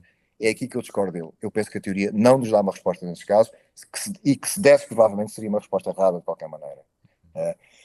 Agora, o outro problema da agregação, só muito rapidamente... Por favor, fica à vontade, professor. Okay, talvez seja informativo para os teus ouvintes, que é também um ponto fraco do pensamento de Peter Singer. Quer dizer, Peter Singer pensa que nós podemos olhar para os valores, nomeadamente o valor negativo do sofrimento ou o valor positivo da felicidade, como se nós pudéssemos contar o valor e depois somar essas coisas todas e olhar para uma certa situação e dizer, bom, isto tem o valor 10, isto tem o valor 20, isto tem o valor 15. Isto não se pode fazer devido à própria natureza do valor. O valor é um fenómeno relacional, que relaciona duas coisas. Quais coisas? Um agente que valoriza e a coisa que esse agente valoriza. Okay? Então, quando tu valorizas uma coisa e obtens essa coisa, isso é bom para ti. Não é bom para mais ninguém. Ok? E, portanto, isto não tem maneira nenhuma de... Temos aqui uma pessoa que valoriza uma coisa e obteve, temos aqui uma segunda igual, temos uma terceira igual, e agora nós dizemos, ok, então temos aqui 3 unidades de valor. Não, só temos uma, porque essas 3 voltam a ser divididas pelos 3 outra vez. E, portanto, mesmo que tenhas 10.000 pessoas a obter exatamente aquilo que elas querem, tu não tens 10.000 unidades de valor. Tens uma. Mas ele argumenta que teriam 10.000, né? Por conta justamente das preferências. Por isso que ele se intitula utilitarista de preferência. É nesse sentido. Entendi. Porque a ideia é de que satisfazer preferências é algo que nós podemos agregar. Então, se nós satisfazemos as preferências de 10.000 pessoas, nós temos uma soma de 10.000, porque foram 10.000 preferências que foram satisfeitas. Entendi. É errado. Porque o valor em si... isto é uma coisa muito engraçada, porque é como se Peter Singer estivesse a pensar em termos de um outro agente, como Deus, por exemplo, que tem satisfação em ver a satisfação das preferências dos outros. Se houvesse esse outro agente, claro, tudo bem, com certeza isso acontece. E em parte isso acontece, porque em parte, quer dizer, eu fico satisfeito quando eu vejo uma pessoa que não tem nada a ver comigo fazer uma coisa que é boa para ela. Não é? Quer dizer, se eu vejo uma pessoa que... concluiu o curso e ficou feliz. Eu fico satisfeito com isso. Não tem nada a ver com isso. Fico satisfeito. E, portanto, essa unidade de satisfação das preferências que tem origem nela própria e naquilo que ela obteve, tem também uma certa satisfação de preferências para mim, ok? Mas isto é apenas derivativo. O que conta realmente é a satisfação das preferências daquela pessoa. Não há maneira de somar isto sem imaginar. E este é um erro crucial e é importante os teus ouvintes compreenderem isto. O valor é simplesmente uma relação, é como a relação de ser irmão de... Quer dizer, se a pessoa estiver sozinha, se uma pessoa nasce e aquela mãe, aqueles pais não tiveram mais ninguém, não há a relação de irmão. A relação de irmão é preciso outra pessoa. O valor é a mesma coisa. Para haver valor, não há valores como há árvores, não há valores como há átomos ou como planetas. Para haver valores é preciso haver um agente que valoriza, e a valorização é uma coisa que faz parte de qualquer organismo. Qualquer organismo valoriza, seja em termos de protovalorização, a valorização mais básica de todas, qualquer célula valoriza alimentar-se, reproduzir-se e manter-se em existência, ok? Faz parte do que é ser um organismo, valorizar coisas. Depois a diferença é se temos uma capacidade mais complexa para valorizar coisas, temos mais coisas que valorizamos ou menos, mas a diferença, aquilo que estabelece a diferença entre uma pedra e um organismo é que a pedra não tem capacidade de valorização e o organismo, só pelo facto de ser organismo, já precisa para ser organismo é valorizar, ok? Agora, o ponto é este, a valorização é sempre uma relação, é uma coisa que só existe entre estes dois elementos, um agente que valoriza e a coisa que ele valoriza. Portanto, isto é uma coisa que também é curiosa no que respeita às pessoas que pensam que a Bíblia, digamos, é o fundamento do valor, não é? Eu tenho um outro texto em que explico isto. Deus não pode ser o fundamento do valor, pela simples razão de que há uma única maneira de Deus criar valores. É criar agentes que valorizam e é criar as coisas que esses agentes valorizam. Deus não pode criar valores antes de criar agentes que valorizam. É impossível, é metafisicamente impossível, isso não se consegue fazer, é como criar círculos quadrados, não se consegue fazer. Mesmo Deus, omnipotente, não consegue criar círculos quadrados. Não há maneira nenhuma de Deus criar valores, porque os valores não são como árvores. Ele pode criar árvores, pode criar planetas, átomos, vacas, seja o que for. Mas para ele criar valores, a única maneira de fazer isso é criar um agente que valoriza. E é a partir desse agente que emerge o valor, não é? Não foi Deus ele próprio que conseguiu criar o Perfeito. valor. Ele consegue criar um agente que valoriza e depois surge o valor porque o agente valoriza. Uhum. Ora, isto é muito importante de compreender, porque isto significa que, uma vez mais, os factos, como eu sublinhei logo desde o início desta nossa agradável conversa, são fundamentais na vida moral. Porquê? Precisamente porque a valorização é um agente que valoriza uma coisa. Essa coisa tipicamente é um estado de coisas, é um facto do mundo. Então, claro que os factos são Uhum. absolutamente Uhum. centrais na vida moral, ao Uhum. contrário do que as pessoas tipicamente pensam. Uhum. Ô, professor, você. Eu confesso que assim, eu fiz psicologia na graduação, eu tive algumas disciplinas de filosofia. Eu converso com várias pessoas que, inclusive, fizeram filosofia ou fizeram cursos que tem na sua grade, principalmente nos primeiros semestres, disciplinas de filosofia também. Depois do meu mestrado e meu doutorado, eu fui fazer neurociências e aí estava muito linkado com a fisiologia e com a biologia. A gente acaba se afastando um pouco, infelizmente, da filosofia. Até que eu troquei uma ideia com o Vitor, ele me apresentou alguns autores, eu comecei a ler bastante. E, enfim, tô adorando conhecer mais esse mundo. Só que é impressionante como parece que poucas pessoas conhecem esse tipo de filosofia. A Uhum, impressão que dá é que quando eu troco uma ideia com a galera que fez filosofia ou que tem disciplinas no curso, lá nas primeiras cadeiras de filosofia, é mais sobre algo relacionado à história da filosofia, Sócrates, Platão, mas pouco menos ou quase nada de filosofia no sentido de construção de argumentos, levantamento de teses, uhum, premissas, argumentos claros, conceitos bem delineados. O Brasil, isso é uma impressão minha ou existe uma correspondência na realidade? O Brasil estuda menos esse tipo de filosofia que acho que se chama filosofia analítica, né? uhum. Ou não, estou viajando. Os departamentos têm bastante. Eu não conheço estudos estatísticos sobre o que é que acontece nos departamentos de filosofia do Brasil. E, na verdade, mesmo dentro dos próprios departamentos onde eu trabalhei, não tenho bem noção do que é que se faz, porque o trabalho dos professores é relativamente independente uns dos outros. Quer dizer, nós reunimos uma vez cada semestre para combinar algumas coisas, discutir alguns assuntos, fazer os horários, mas não temos um grande conhecimento sobre o que é que os colegas fazem nas disciplinas que lecionam. Quando eu leciono uma cadeira de ética, provavelmente é muito radicalmente diferente daquilo que outro colega faz quando leciona exatamente a mesma cadeira. A única disciplina que talvez seja um pouco mais semelhante quando é lecionada por várias pessoas diferentes é a disciplina de lógica, porque é uma disciplina um pouco mais técnica, digamos, Uhum. é basicamente uma disciplina, uma área da matemática e, portanto, é uma coisa assim bem mais técnica. Agora, em todos os outros casos, quando eu leciono filosofia da arte ou quando eu leciono filosofia política ou filosofia da ciência, provavelmente vai haver uma variação enorme entre docentes e eu não sei exatamente o que é que os meus colegas fazem. Portanto, eu não tenho dados estatísticos sobre isso. Não sei se Mas a maior parte das pessoas faz mais história da filosofia. por que existe essa variação? São muitas opções de autores? Não tem uma corrente que é mais verdade? Ou... É uma coisa curiosa porque a filosofia no panorama académico tem uma certa. É um pouco anómala. A filosofia, é um pouco anómala. Eu lembro-me quando estava no King's College, nunca me esqueci de uma aluna que ela vinha de linguística e ela estava interessada em filosofia da linguagem e eu estava a dar tutoriais de filosofia da linguagem e ela ficou comigo.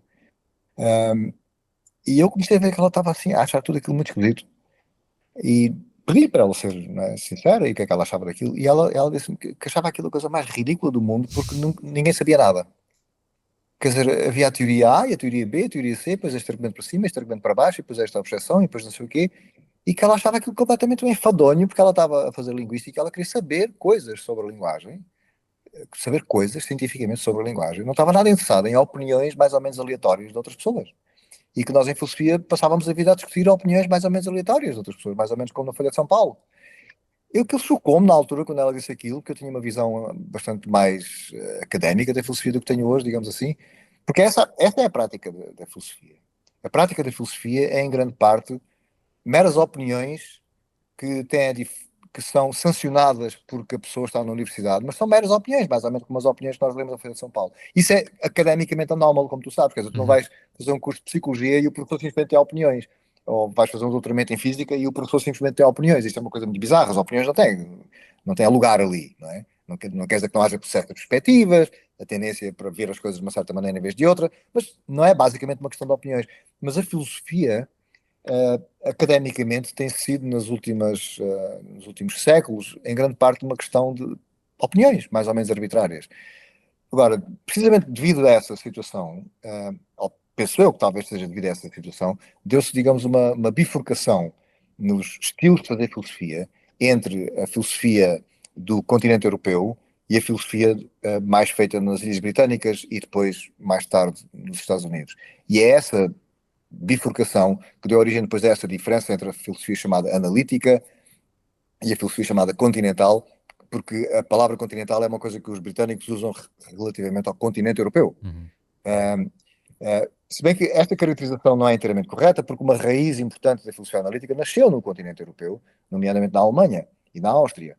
E, portanto, o nascimento está um pouco dividido entre as Ilhas Britânicas e o continente europeu, mas depois, na sequência da Segunda Guerra Mundial, e com a fuga de cérebros da Europa em função da Segunda Guerra Mundial, a filosofia analítica na Europa, ou o início da filosofia analítica na Europa, praticamente desapareceu e teve prosseguimento apenas nas Ilhas Britânicas e depois mais tarde no continente norte-americano.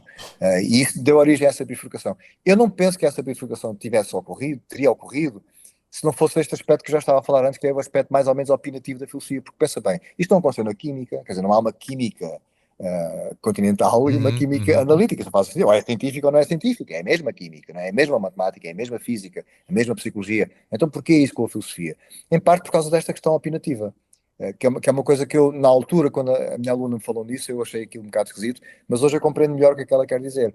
Eu hoje tenho uma perspectiva muito diferente da filosofia, fruto de várias décadas de fazer filosofia, e eu não partilho nada essa posição, que eu hoje considero que é de facto sofística, que é uma posição em que fazer filosofia é só uma questão de há um argumento para cima, outro argumento para baixo, e há esta autoridade que diz isto e aquela autoridade que diz aquilo. Eu acho isto obscurantista, simplesmente. Quer dizer, isto é completamente desinteressante. Eu faço filosofia porque quero descobrir a verdade. Você quer se aproximar. É meio que o que o cientista também, né? O cientista quer entender. Exatamente. Como matar aquela bactéria no organismo numa condição X. Exatamente. Quer dizer, imagina que o cientista diz, olha, o meu colega diz isto, o outro colega diz aquilo, eu tinha aqui um argumento contra, eu tinha aqui uma objeção. Isto não é uma questão de argumentos e de objeções, é uma questão de provas. Nós vamos ver cuidadosamente onde é que são as provas, o que é que a pessoa consegue fazer em laboratório para provar que isto é assim ou para ver que isto não é assim. Vamos ver os dados estatísticos, vamos procurar provas, procurar algo que decida a questão. E na filosofia, grande parte dos meus colegas não estão sequer interessados em procurar algo que decida a questão. Eles estão preocupados apenas em apresentar uma perspectiva inovadora para ter prestígio. Não interessa nada se é verdadeiro ou falso, é simplesmente nunca ninguém tinha pensado nisto, olha que graça que isto tem. E a Gazeta agora apresenta isso. Então, muitos filósofos mais novos não têm mais esta perspectiva sofística da filosofia, felizmente. Alguns filósofos mais antigos nunca tiveram. É o caso de Peter Singer, que é uma ou duas gerações mais velho do que eu, mas ele também nunca teve essa perspectiva sofística da filosofia. Portanto, eu não estou a dizer que todos os meus colegas têm essa perspectiva sofística, mas realmente vejo com preocupação essa preponderância da perspectiva sofística. E o que é curioso e que é irónico nisto historicamente é que a grande preocupação de Aristóteles e de Platão contra os sofistas é que essa era a posição dos sofistas, precisamente. A posição dos sofistas era instrumentalizar a filosofia para se autopromoverem. Porque do ponto de vista até socioeconómico é bem curioso, repara, poucas pessoas sabem nisto, mas uma diferença socioeconómica que existia entre Aristóteles e Platão por um lado e os sofistas por outro é muito simples. Aristóteles e Platão eram ricos, não precisavam trabalhar. Os sofistas não eram ricos, precisavam trabalhar. Então fundaram escolas. Essas escolas eram o ganha-pão deles. Eles ganhavam dinheiro com aquilo que os alunos pagavam para entrar na escola. Mas aí eles precisavam de fazer aquilo que tu te recusas a fazer e bem no YouTube, que era ser sensacionalista para atrair alunos. Então eles chegavam à praça pública e diziam, não há nada, a verdade é uma ilusão, a verdade é uma construção. E os alunos achavam, isto é extraordinário. E pum, pagavam e iam. E alguns desses sofistas, como Górgias e como Isócrates, enriqueceram brutalmente. Eram pessoas muito ricas ganhando dinheiro com os alunos. Ora, Platão e Aristóteles viram, com uma certa razão, que estas pessoas realmente não tinham interesse na verdade. O interesse delas era simplesmente em usar a filosofia como um meio de atingir, de cativar alunos para ganhar dinheiro com isso. E isso é muito visível em alguns filósofos. Qual é a ironia? Bom, a ironia é que o único, quer dizer, ganhar dinheiro com a filosofia não é a única maneira de ser sofístico em filosofia. O próprio Platão, num diálogo dedicado aos, quer dizer, em que pensa a questão dos sofistas, um diálogo chamado Sofista por causa disso, o próprio Platão, no Sofista, faz críticas aos próprios filósofos, dizendo que os filósofos têm um certo desinteresse pela verdade, porque parece que se interessam apenas em promover doutrinas para se promoverem a si próprios como grandes filósofos, sem nos explicar como é que eles descobriram tal coisa. Então, Anaximandro chega e diz que tudo começa com o ar, o outro diz que tudo começa com o áperon, o outro Tales diz que tudo começa com a água, Demócrito diz que tudo são átomos, Empédocles diz que só há 4 elementos. E quando nós vamos ler os textos e vamos ver as fontes da antiguidade que nos dizem como é que eles descobriram tal coisa, ficamos perplexos. Eles nunca explicam como é que descobriram isso. Porque eles não queriam explicar. Porque não era uma questão de explicar. Porque eles não tinham interesse na verdade, simplesmente. Eles estavam-se nas tintas para a verdade. O único interesse que eles tinham era aparecer como grandes filósofos, pensadores, que defendiam doutrinas surpreendentes. Isto tem uma ligação direta com uma outra coisa que também poucas pessoas sabem, que a linguagem da filosofia começou por ser decalcada da linguagem poética. Os primeiros filósofos, como Parménides e Empédocles, escreveram em verso. Na mesma métrica, exatamente, de Homero e Hesíodo, a métrica clássica da poesia de Homero e Hesíodo. A propósito é que eles vão escrever filosofia daquela maneira. Porque a filosofia não se distinguia da poesia. E a poesia, naquele tempo, não era encarada como nós hoje em dia encaramos a poesia de um ponto de vista meramente, digamos, poético, passo o pleonasmo, meramente artístico. Mas naquele tempo a poesia estava diretamente relacionada com o próprio pensamento religioso. A poesia era o veículo linguístico de um conjunto de doutrinas religiosas, um conjunto de visões do mundo, perspectivas do mundo religiosas. Ora, das narrativas de Homero e Hesíodo, fantasiosas, com deuses que matam e combatem, aquelas coisas todas que nós hoje conhecemos, um pouco de uma maneira um pouco ofensiva, como mitologia grega, esquecendo que era a religião daquelas pessoas. Quer dizer, repara como seria ofensiva as pessoas falarem da mitologia cristã, não é? Mas nós falamos da mitologia grega como se fosse a coisa mais óbvia do mundo, isso é ofensivo, não devíamos falar dessa maneira. Era a religião dos gregos, e a questão é que essa religião que se manifestava na linguagem poética de Hesíodo e Homero não tem interesse na verdade. O interesse é simplesmente contar histórias. E este é o segundo elemento importante, quer dizer, para uma pessoa ter desinteresse na verdade, não basta apenas que tenha interesse em dinheiro, que é o que Platão e Aristóteles acusavam os sofistas. Basta que as pessoas tenham apenas interesse em contar histórias prestigiantes. E este é o problema, é que as histórias não têm interesse pela verdade. Quer dizer, quando alguém conta uma história, seja uma história religiosa ou uma história qualquer, como a história do Capuchinho Vermelho, há a ideia de que talvez essas histórias encerrem talvez algumas lições importantes, não é? Qual é a moral da história, como a gente costuma dizer, não é? Talvez tenha uma moral da história, talvez tenha uma lição importante, mas a questão é que quando nós escrevemos uma história, nós não fazemos uma investigação científica. Nós não vamos cuidadosamente procurar a verdade. Nós estamos só a articular as coisas e a tentar persuadir as pessoas a acreditar naquilo, só porque as palavras se encadeiam de uma certa maneira encantatória. Ora, a filosofia herdou isto, infelizmente. E, portanto, grande parte dos filósofos, ao longo de grande parte da história da filosofia, tudo o que eles fazem é ser narrativas mais ou menos encantatórias e que cativam pelo seu poder encantatório. E é isso que há de extraordinário na ciência. Isso não funciona na ciência. Okay? A partir da revolução científica, isso parou de funcionar. Se me permite, professor, uma outra coisa que a gente não vê na neurociência, no caso dessas, sei lá, entre muitas aspas, hard science, e a gente vê bastante em filosofia, é um argumento autoridade. Eu não conheço uma autoridade neurocientífica. Tudo bem, tu tem os cientistas mais conhecidos que descobriram marcos importantes e ganharam prêmios, etc. Mas a gente não cita como dizia o fulano de tal. É como diz o paper X publicado na revista Y. Já na filosofia, você, por exemplo, uma hora eu ri ali que você comentou que o Kant, não é tão plausível assim, o sistema moral do Kant, alguma coisa assim que você comentou. Eu fiquei imaginando na hora um aluno falando, mas quem que é esse cara para falar do Kant? Exatamente. Mas é exatamente essa reação. Este é um segundo ingrediente que eu penso que é extremamente danoso para o progresso da filosofia, que é o problema da autoridade. Há uma autoridade. Mas repara, isto está diretamente associado ao primeiro problema. Quer dizer, quando uma pessoa tece uma narrativa que encanta por ser uma narrativa, isso confere autoridade ao narrador. E, portanto, quando a pessoa desconstrói essa narrativa e diz, olha, mas ok, mas qual é as provas que este gajo tem desta coisa que afirma? Quer dizer, Kant afirma esta coisa acerca da moralidade. Ok, mas onde é que estão as provas? Como é que ele descobriu isto? Será que ele tem razão? Isto destrói a narrativa, não é? Portanto, é um pouco como uma pessoa ler um poema e começar a perguntar, mas como é que o poeta sabe isto? Não é? Quer dizer, onde é que ele foi buscar esta ideia? Não é? Quer dizer, a poesia não é para isso, não é? E o problema é que a linguagem filosófica, em grande parte, está nesta terra de ninguém, em que não é linguagem literal como a ciência, que se rege por factos e provas, nem é uma linguagem simplesmente artística, que se rege simplesmente pelo efeito artístico e pelo facto de nós gostarmos daquilo e não estamos nada preocupados em saber se aquilo é verdadeiro ou falso. Quer dizer, quando eu leio um livro do Eça de Queiroz, eu não quero saber se aquilo é verdadeiro ou falso, na maior parte dos casos. Eu divirto-me a ler o Eça de Queiroz e acabou-se a conversa, não é? Portanto, o problema da filosofia é estar nesta terra de ninguém. Por um lado, nós não temos as exigências que temos perante um artigo que um cientista publica, que simplesmente ou tem provas ou é uma conversa fiada, não interessa para lá, é uma mera opinião. Opiniões isso não interessa, são opiniões apenas, ok? A pessoa tem a liberdade de ter opiniões, mas isto não é ciência. E por outro lado, não é isso, nem é, obviamente, e é explicitamente, simplesmente uma história que alguém conta, numa narrativa que alguém conta. Não é uma coisa nem é outra. Fica assim no meio de uma terra de ninguém.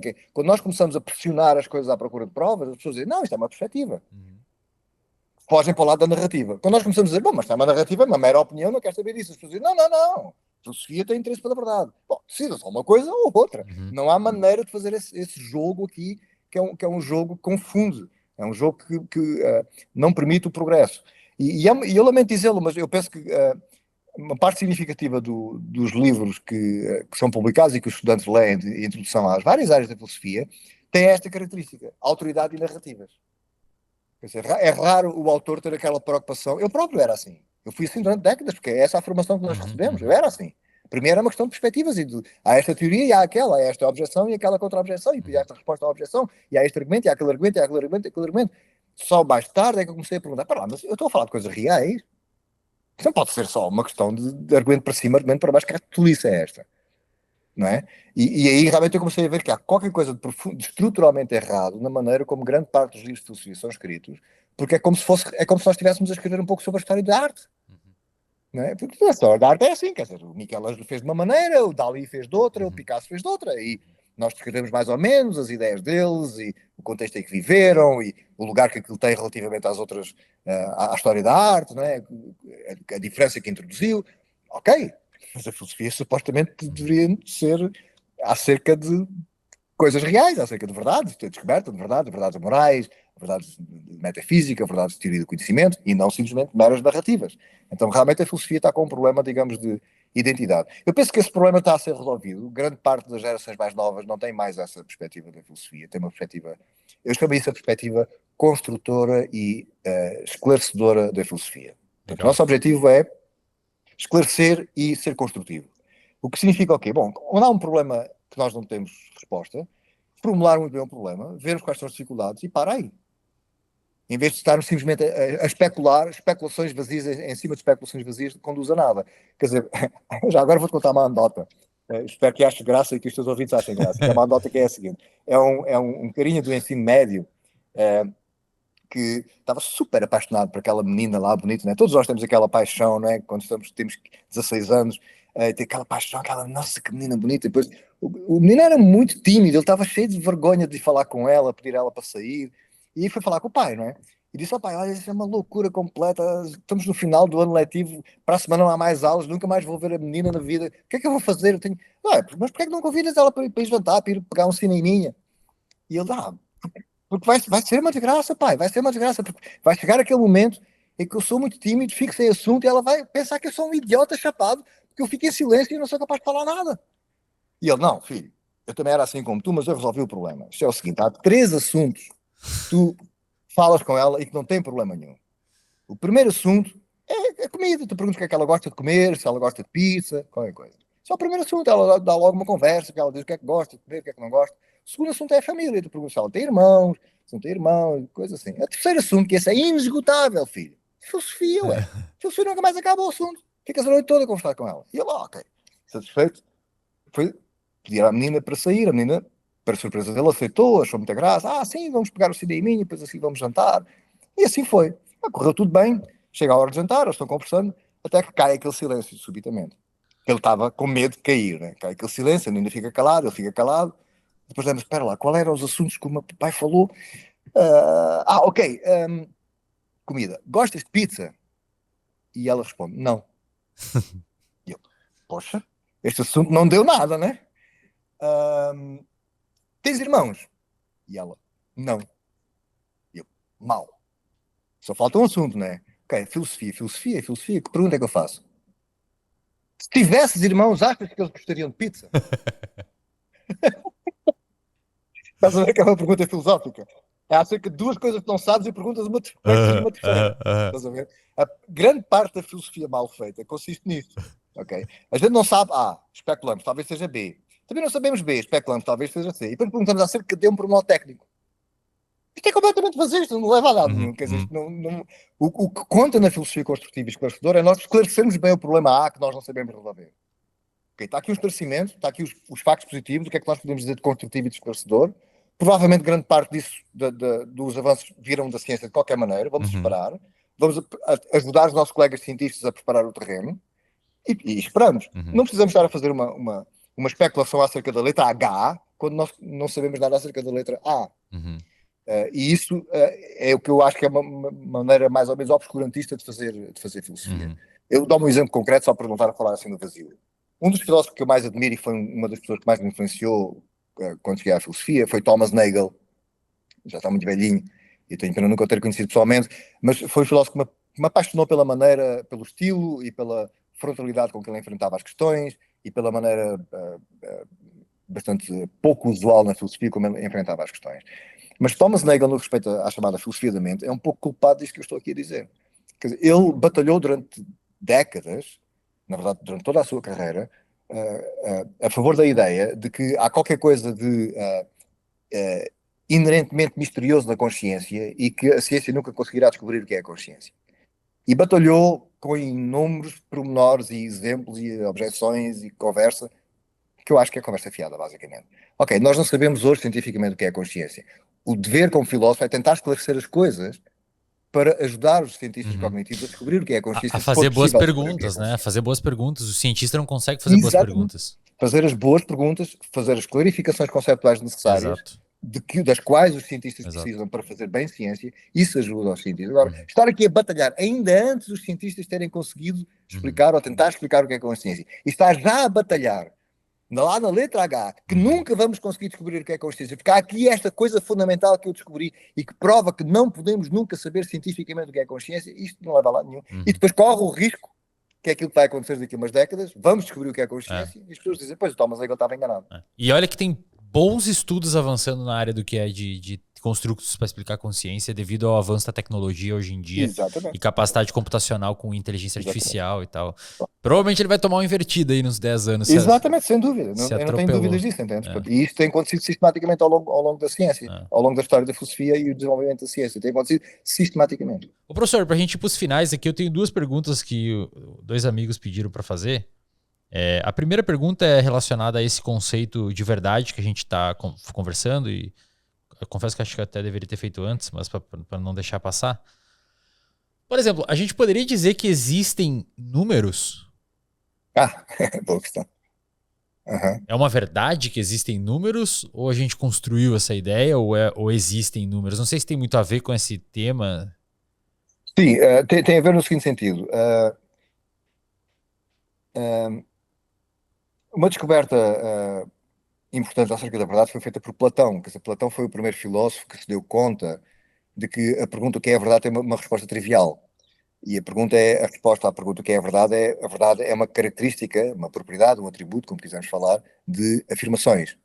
E a pergunta seguinte é, mas quais afirmações? E a resposta banal é as afirmações verdadeiras. E a resposta seguinte é, ok, mas quando é que uma afirmação é verdadeira? E Platão escreve no Sofista, uma afirmação é verdadeira quando diz que as coisas são e as coisas são dessa maneira, quando diz que as coisas são de uma certa maneira e as coisas são de facto dessa maneira. Mais tarde chama-se isso a teoria correspondentista ou a teoria da verdade como correspondência. Eu acho que esta ideia de se chamar teorias à filosofia que é um disparate completo, isto não é uma teoria, isto é simplesmente um esclarecimento do que é o conceito de verdade, ok? E é uma descoberta de Platão, depois é retomada por Aristóteles, que repete quase ipsis verbis o sofista do próprio Platão. Portanto, apesar das pessoas tipicamente associam esta definição de verdade a Aristóteles, mas na verdade foi Platão a primeira pessoa que fez isto. Ora, quando nós fazemos isto, nós damos conta que temos uma definição muito óbvia de verdade e uma compreensão muito clara da verdade. Uma frase é verdadeira quando diz que as coisas são de uma certa maneira e as coisas são dessa maneira. A frase é verdadeira quando a frase diz que o céu é azul e o céu é azul. Quando isso acontece, a frase é verdadeira. Se o céu não for azul, a frase é falsa. Mas isto, se as coisas forem esclarecidas desde o início, damos-nos conta de que, apesar disto ser orientador e esclarecedor, vamos ter alguns casos em que nós queremos dizer que uma certa frase é verdadeira, mas falta-nos, digamos, aquilo que parece que é óbvio nos casos mais óbvios. Nos casos mais óbvios, em que nós dizemos, por exemplo, Sócrates nasceu em Atenas, e nós perguntamos, ok, o que é que faz o que é responsável pela verdade desta frase? E o que é responsável é o nascimento de um bebê em Atenas. É um facto do mundo, é um acontecimento do mundo. E nestes casos assim muito óbvios, ok, parece muito óbvio, então o que é verdade? Simplesmente é quando uma frase diz uma coisa qualquer e depois há um facto qualquer, ou um certo acontecimento que torna essa frase verdadeira. Se esse acontecimento não tiver ocorrido, a frase é falsa. Muito óbvio. Mas depois temos os casos menos óbvios, quase menos óbvios. É ainda menos complicado do que esse dos números. Que é dizermos assim, Sócrates não era chinês. Isto é verdadeiro. Sócrates não era chinês. Ou, se quisermos de uma maneira menos equívoca, Sócrates não nasceu na China, ok? Isto é verdade, Sócrates não nasceu na China. Mas quando nós vamos agora analisar esta verdade, da mesma maneira que analisamos a outra, vamos ao mundo à procura de um acontecimento qualquer que torne esta frase verdadeira. Não encontramos. Porque não há acontecimentos negativos, quer dizer, nós não encontramos o não nascimento de Sócrates na China. Não é? Perfeito. O que encontramos é o nascimento de Sócrates em Atenas. Não é? Então nós temos que alargar um bocadinho as coisas e dizer, bom, há casos em que uma frase é verdadeira porque acontecem coisas que a tornam verdadeira, e há casos em que uma frase é verdadeira porque a sua negação é falsa. Que é o que acontece com Sócrates não nasceu na China. Sócrates não nasceu na China é verdadeira porque a sua negação, que é Sócrates nasceu na China, é falsa. E é falsa porquê? Porque agora não encontramos no mundo um acontecimento que a torne verdadeira. Perfeito. Okay? Então agora já é um bocadinho mais complicado. Mas continuamos a esclarecer as coisas. Mas agora vêm então os casos difíceis. Há casos, como um desses casos é a matemática, em que nós queremos dizer que é verdadeiro que 2 mais 2 é igual a 4, e agora perguntamos o que é que torna isto verdadeiro. E agora já não é tão óbvio explicar o que é que torna isto verdadeiro, tal como não é óbvio dizer o que é um número. Em grande parte porque a linguagem matemática é extremamente abstrata, e quando nós dizemos que 2 mais 2 é igual a 4, há aqui uma carga metafísica gigantesca em cima. O que nós queremos dizer é que há, dadas duas coisas, se forem combinadas de uma certa maneira com outras duas coisas, e se nada mais ocorrer que combine essas coisas de uma terceira maneira, então nós tínhamos duas coisas, combinámos com mais duas, ficámos com 4. Há muita metafísica pesada aqui, porque se nós pegarmos em duas células e as juntarmos, pode ser que fiquemos com, em vez de ficarmos com 4, ficamos com 6 ou com 8, porque elas multiplicaram-se. Portanto, há aqui uma grande carga em cima. O que significa que nós temos, na linguagem matemática, temos uma linguagem extremamente abstrata, em que nós basicamente queremos contar quaisquer coisas, abstraindo completamente de quais coisas são elas e impondo um conjunto de condições metafísicas para que elas não se combinem entre si, okay? Para que elas continuem separadas umas das outras. E fazendo estas restrições todas, nós temos a aritmética banal. Portanto, é estranho, porque a aritmética banal é uma coisa banal, é uma coisa que provavelmente já era conhecida na pré-história, é uma coisa muito óbvia. Alguns animais, até alguns corvos, parece que sabem contar até 6 ou uma coisa qualquer assim. Portanto, a aritmética é uma coisa muito banal, mas quando pensamos bem na carga, quando tentamos clarificar exatamente o que é que queremos dizer com números, é uma coisa muito menos óbvia do que parece à primeira vista. Consegue ser esclarecida. Eu penso que a direção terá de ser dizer que os números, quer dizer, o número 2 não é uma entidade como uma árvore, ou como um planeta, ou como um átomo. O número 2 é um elemento da língua para falar de quaisquer conjuntos com duas coisas. E este é basicamente o insight que Russell desenvolveu no princípio da matemática dele. A ideia aqui é que o número 2 é apenas a característica comum a todos os conjuntos que têm duas coisas. E os conjuntos, por sua vez, são abstrações que reúnem duas coisas quaisquer. E o 2 é simplesmente o conjunto, todos os conjuntos que têm duas coisas. Esta ideia é promissora, é uma ideia razoável, uma ideia que permite funcionar razoavelmente bem. Nós não conseguimos desenvolver, explicar toda a matemática nesta base, que era a ideia que Russell pensava que se conseguia fazer tal coisa. Nós não conseguimos reduzir toda a matemática a isto, mas isto é pelo menos algo que esclarece as coisas. Portanto, numa palavra, o número 2 não é uma coisa como uma árvore ou como um átomo. Não adianta nada dizer que o número 2 é uma entidade abstrata. porque de qualquer maneira nós vamos querer usar o número 2 para contar coisas. E, portanto, se nós dissermos que o número 2 é uma entidade abstrata, depois fica o mistério à mesma de saber como é que essa entidade abstrata nos consegue ajudar a contar duas árvores, dois planetas, uma árvore e um par de sapatos. Não é? Portanto, precisamos de qualquer maneira de usar o número 2 para fazer essa contagem fundamental. E, portanto, há várias, apesar de o esclarecimento da verdade ser importante, e apesar dos casos mais óbvios do que é uma frase verdadeira ser óbvio e ser esclarecedor, mas vamos ter sempre casos extremamente difíceis.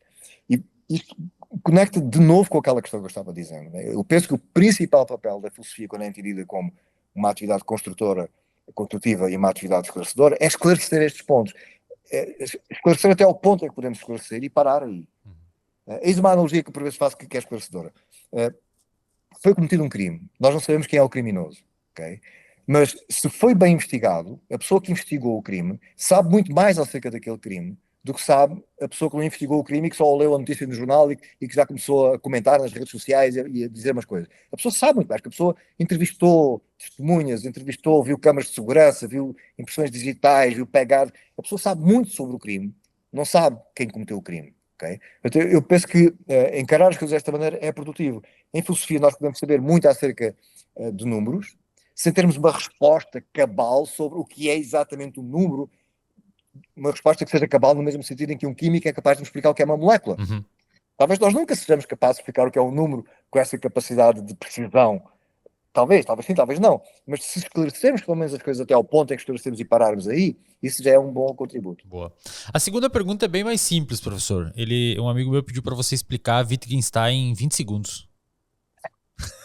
O próprio Wittgenstein teria graça à ideia de explicar em 20 segundos. Bom, respondo a essa pergunta com outra pergunta. Qual Wittgenstein? É que Wittgenstein é um filósofo dividido em dois. O primeiro ou o segundo. O primeiro e o segundo. Que ele mesmo se corrigiu. O primeiro Wittgenstein estava presa de uma visão extremamente rígida das coisas e da filosofia, pensando que tinha, num conjunto mínimo de elementos que ele recolheu em Frege e Russell, que tinha uma resposta genérica a todos os problemas da filosofia e à natureza da própria filosofia, e essa resposta era dada de uma maneira extremamente rígida, reduzindo a filosofia a uma perspectiva muito restrita e retirando do seio da filosofia tudo o que não estava dentro dessa perspectiva extremamente restrita. Esta perspectiva baseava-se também numa compreensão extremamente rígida e pobre da própria linguagem. Isto é o Wittgenstein primeiro. O Wittgenstein segundo dá-se conta de que a visão que ele tinha da linguagem era extremamente artificiosa. Dá-se conta de que a linguagem é um fenómeno social muitíssimo mais complexo do que aquela linguagem assertiva, muito simples, em que Frege e Russell estão pensando. Dá-se conta que a linguagem envolve muitos outros elementos de caráter social e, portanto, dá-se conta de que a sua perspectiva inicial era falsa. Mas ele continua desconfiado, o Wittgenstein II, continua a ter a mesma desconfiança que tinha o Wittgenstein I no que respeita à natureza da própria filosofia. O Wittgenstein II continua a ter a ideia de que há qualquer coisa de errado na filosofia, no sentido em que grande parte dos filósofos ocupam-se de questões que são falsas, que são pseudoproblemas.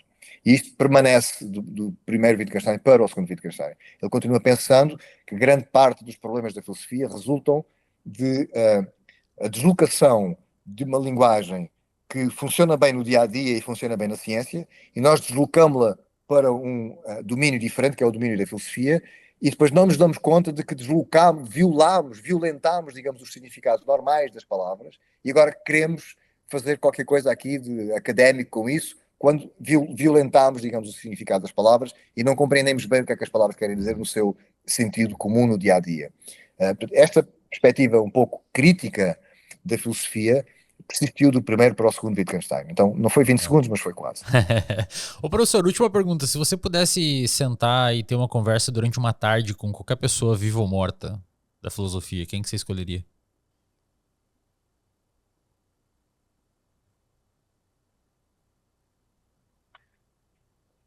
Viva ou morta, qualquer pessoa de Platão. qualquer tempo. Platão. Eu escolheria Platão, porque Platão é fascinante pelo seguinte sentido. o Platão é muito maltratado. Nós há pouco falámos nessa coisa de como é que se ensina filosofia e essa coisa assim meio da autoridade e tudo. Platão é talvez uma das maiores vítimas desse ensino da filosofia, sabes porquê? Porque Platão é talvez um dos menos dogmáticos filósofos que eu conheço. Isto é muito estranho, porque as pessoas associam Platão o quê? A teoria das ideias, que é aquela fantasia louca, não é? A alegoria da caverna, que toda a gente Uhum. gosta de usar a alegoria da caverna para dizer que os outros são os escravos da caverna e eu sou a pessoa que saí da caverna, não é? Toda a gente gosta da alegoria da caverna. Mas, na verdade, Platão é muito mais interessante do que parece à primeira vista quando nós saímos desses lugares comuns que estão presentes apenas em 2 ou 3 diálogos. Quando nós vamos ler os 25 diálogos que nos chegaram de Platão com mais cuidado e os diálogos mais complexos e mais exigentes de Platão, nós vemos um Platão muito diferente. Nós vemos um Platão que é muito mais exploratório do que dogmatista, do que dogmático. Apesar de haver certos pontos do pensamento de Platão em que ele continua dogmático, nomeadamente uma certa perspectiva acerca das ideias, o que é curioso porque ele tem um diálogo em que ele usa precisamente os argumentos que depois nós lemos no próprio Aristóteles contra a teoria das ideias. Presumivelmente, Aristóteles bebeu os argumentos contra a teoria das ideias do próprio Platão, ok? Nós pensamos que são os argumentos de Aristóteles contra Platão, mas é de crer que são os argumentos do próprio Platão contra a teoria das ideias. Aristóteles pensa que esses argumentos refutam a teoria das ideias. Platão, aparentemente, continua a pensar numa versão da teoria das ideias depois de ter escrito esse diálogo, o que é um pouco estranho.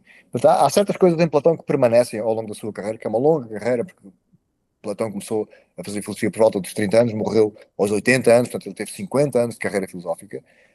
Mas em muitos casos, Platão é um filósofo admiravelmente exploratório. O que eu quero dizer com isto é que ele, mais do que estabelecer doutrinas, ele gosta de explorar ideias, para ver até onde as ideias vão. Legal. Explora esta via, explora outra via, explora outra via, e por vezes não se compromete, nem com uma, nem com outra, nem com outra. E quando as pessoas isolam certos pontos das suas doutrinas e dizem este é o Platão, isso é um pouco um mau serviço prestado à pessoa, porque parece-me que ele era mais exploratório do que outra coisa. E é por isso que eu gostaria de falar pessoalmente com Platão, porque encontramos duas coisas, meu querido, em Platão que eu acho que são bizarras, como é que estão conciliadas na mesma pessoa. Tu vês em muitas passagens do diálogo de Platão um posicionamento crítico admirável, uma exigência constante de razões para aceitar coisas. Ele faz até, como eu te disse logo no início, críticas aos próprios filósofos por pensar que alguns filósofos estão a par dos sofistas no desinteresse pela verdade. E é uma crítica certeira da parte de Platão. Mas ao mesmo tempo, e quando Platão faz esta crítica, acusa os filósofos e os sofistas de contarem histórias um pouco como se fossem poetas. Okay? É exatamente a mesma crítica que eu faço. A filosofia está nesta terra de ninguém, que parece que são histórias, e ao mesmo tempo parece que é ciência, e não é uma coisa nem outra, fica assim nesta terra de ninguém.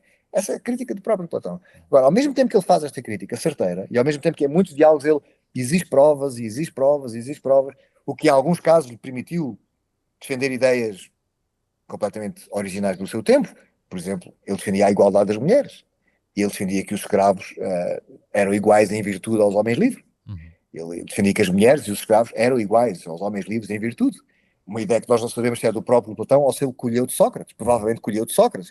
Mas mesmo que tenha colhido de Sócrates, colheu e manteve. Aristóteles, por exemplo, ouve estas duas ideias e pensa que as refuta. Tem uma passagem em que ele se opõe a estas duas ideias, que ele próprio atribui a Sócrates, o Aristóteles. Platão reteve estas ideias. Algumas mulheres, nós temos de conhecimento de duas mulheres que foram estudar na Academia de Platão por saberem que ele não discriminava as mulheres, o que é maravilhoso.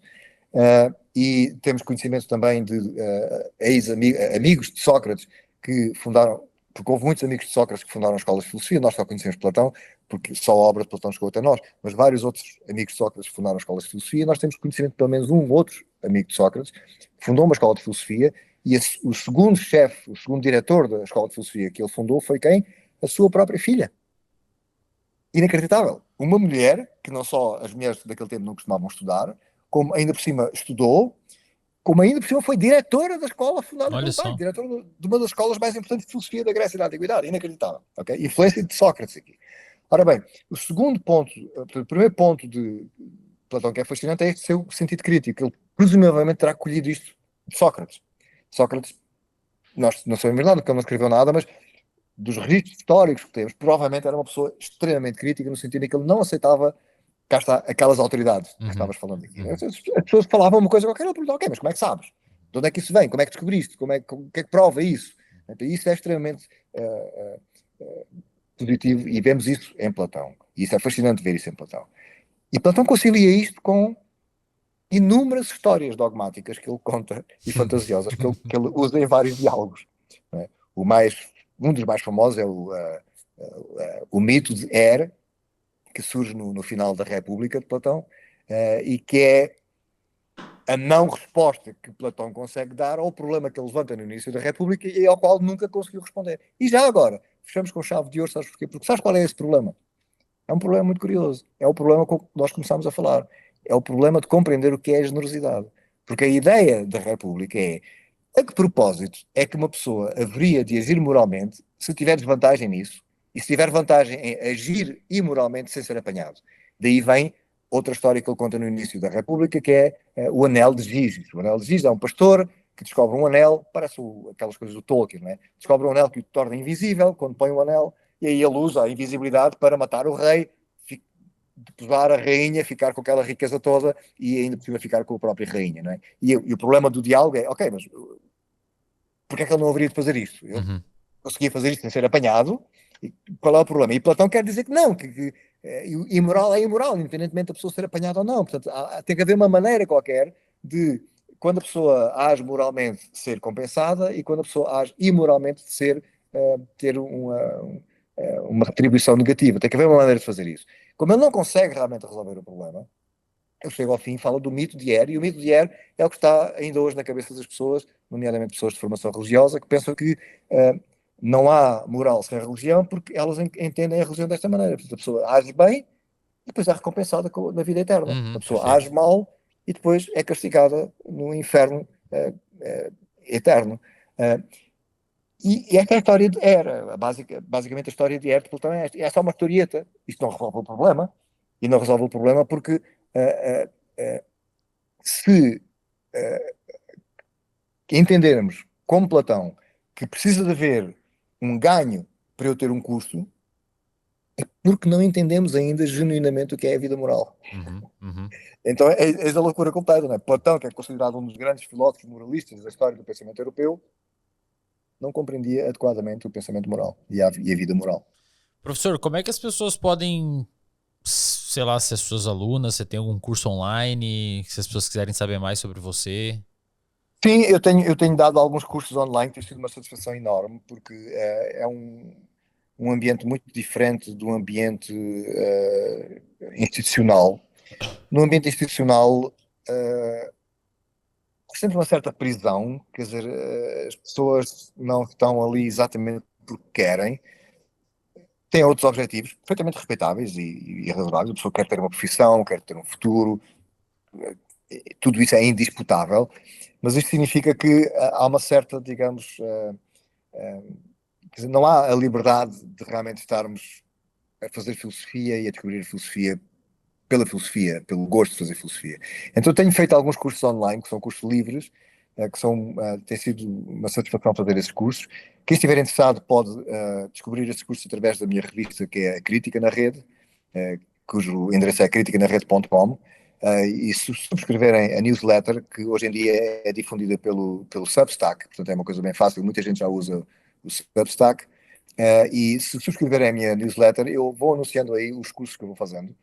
Estes cursos são muito gratificantes para mim, porque são cursos em que eu contacto com pessoas das mais diversas áreas.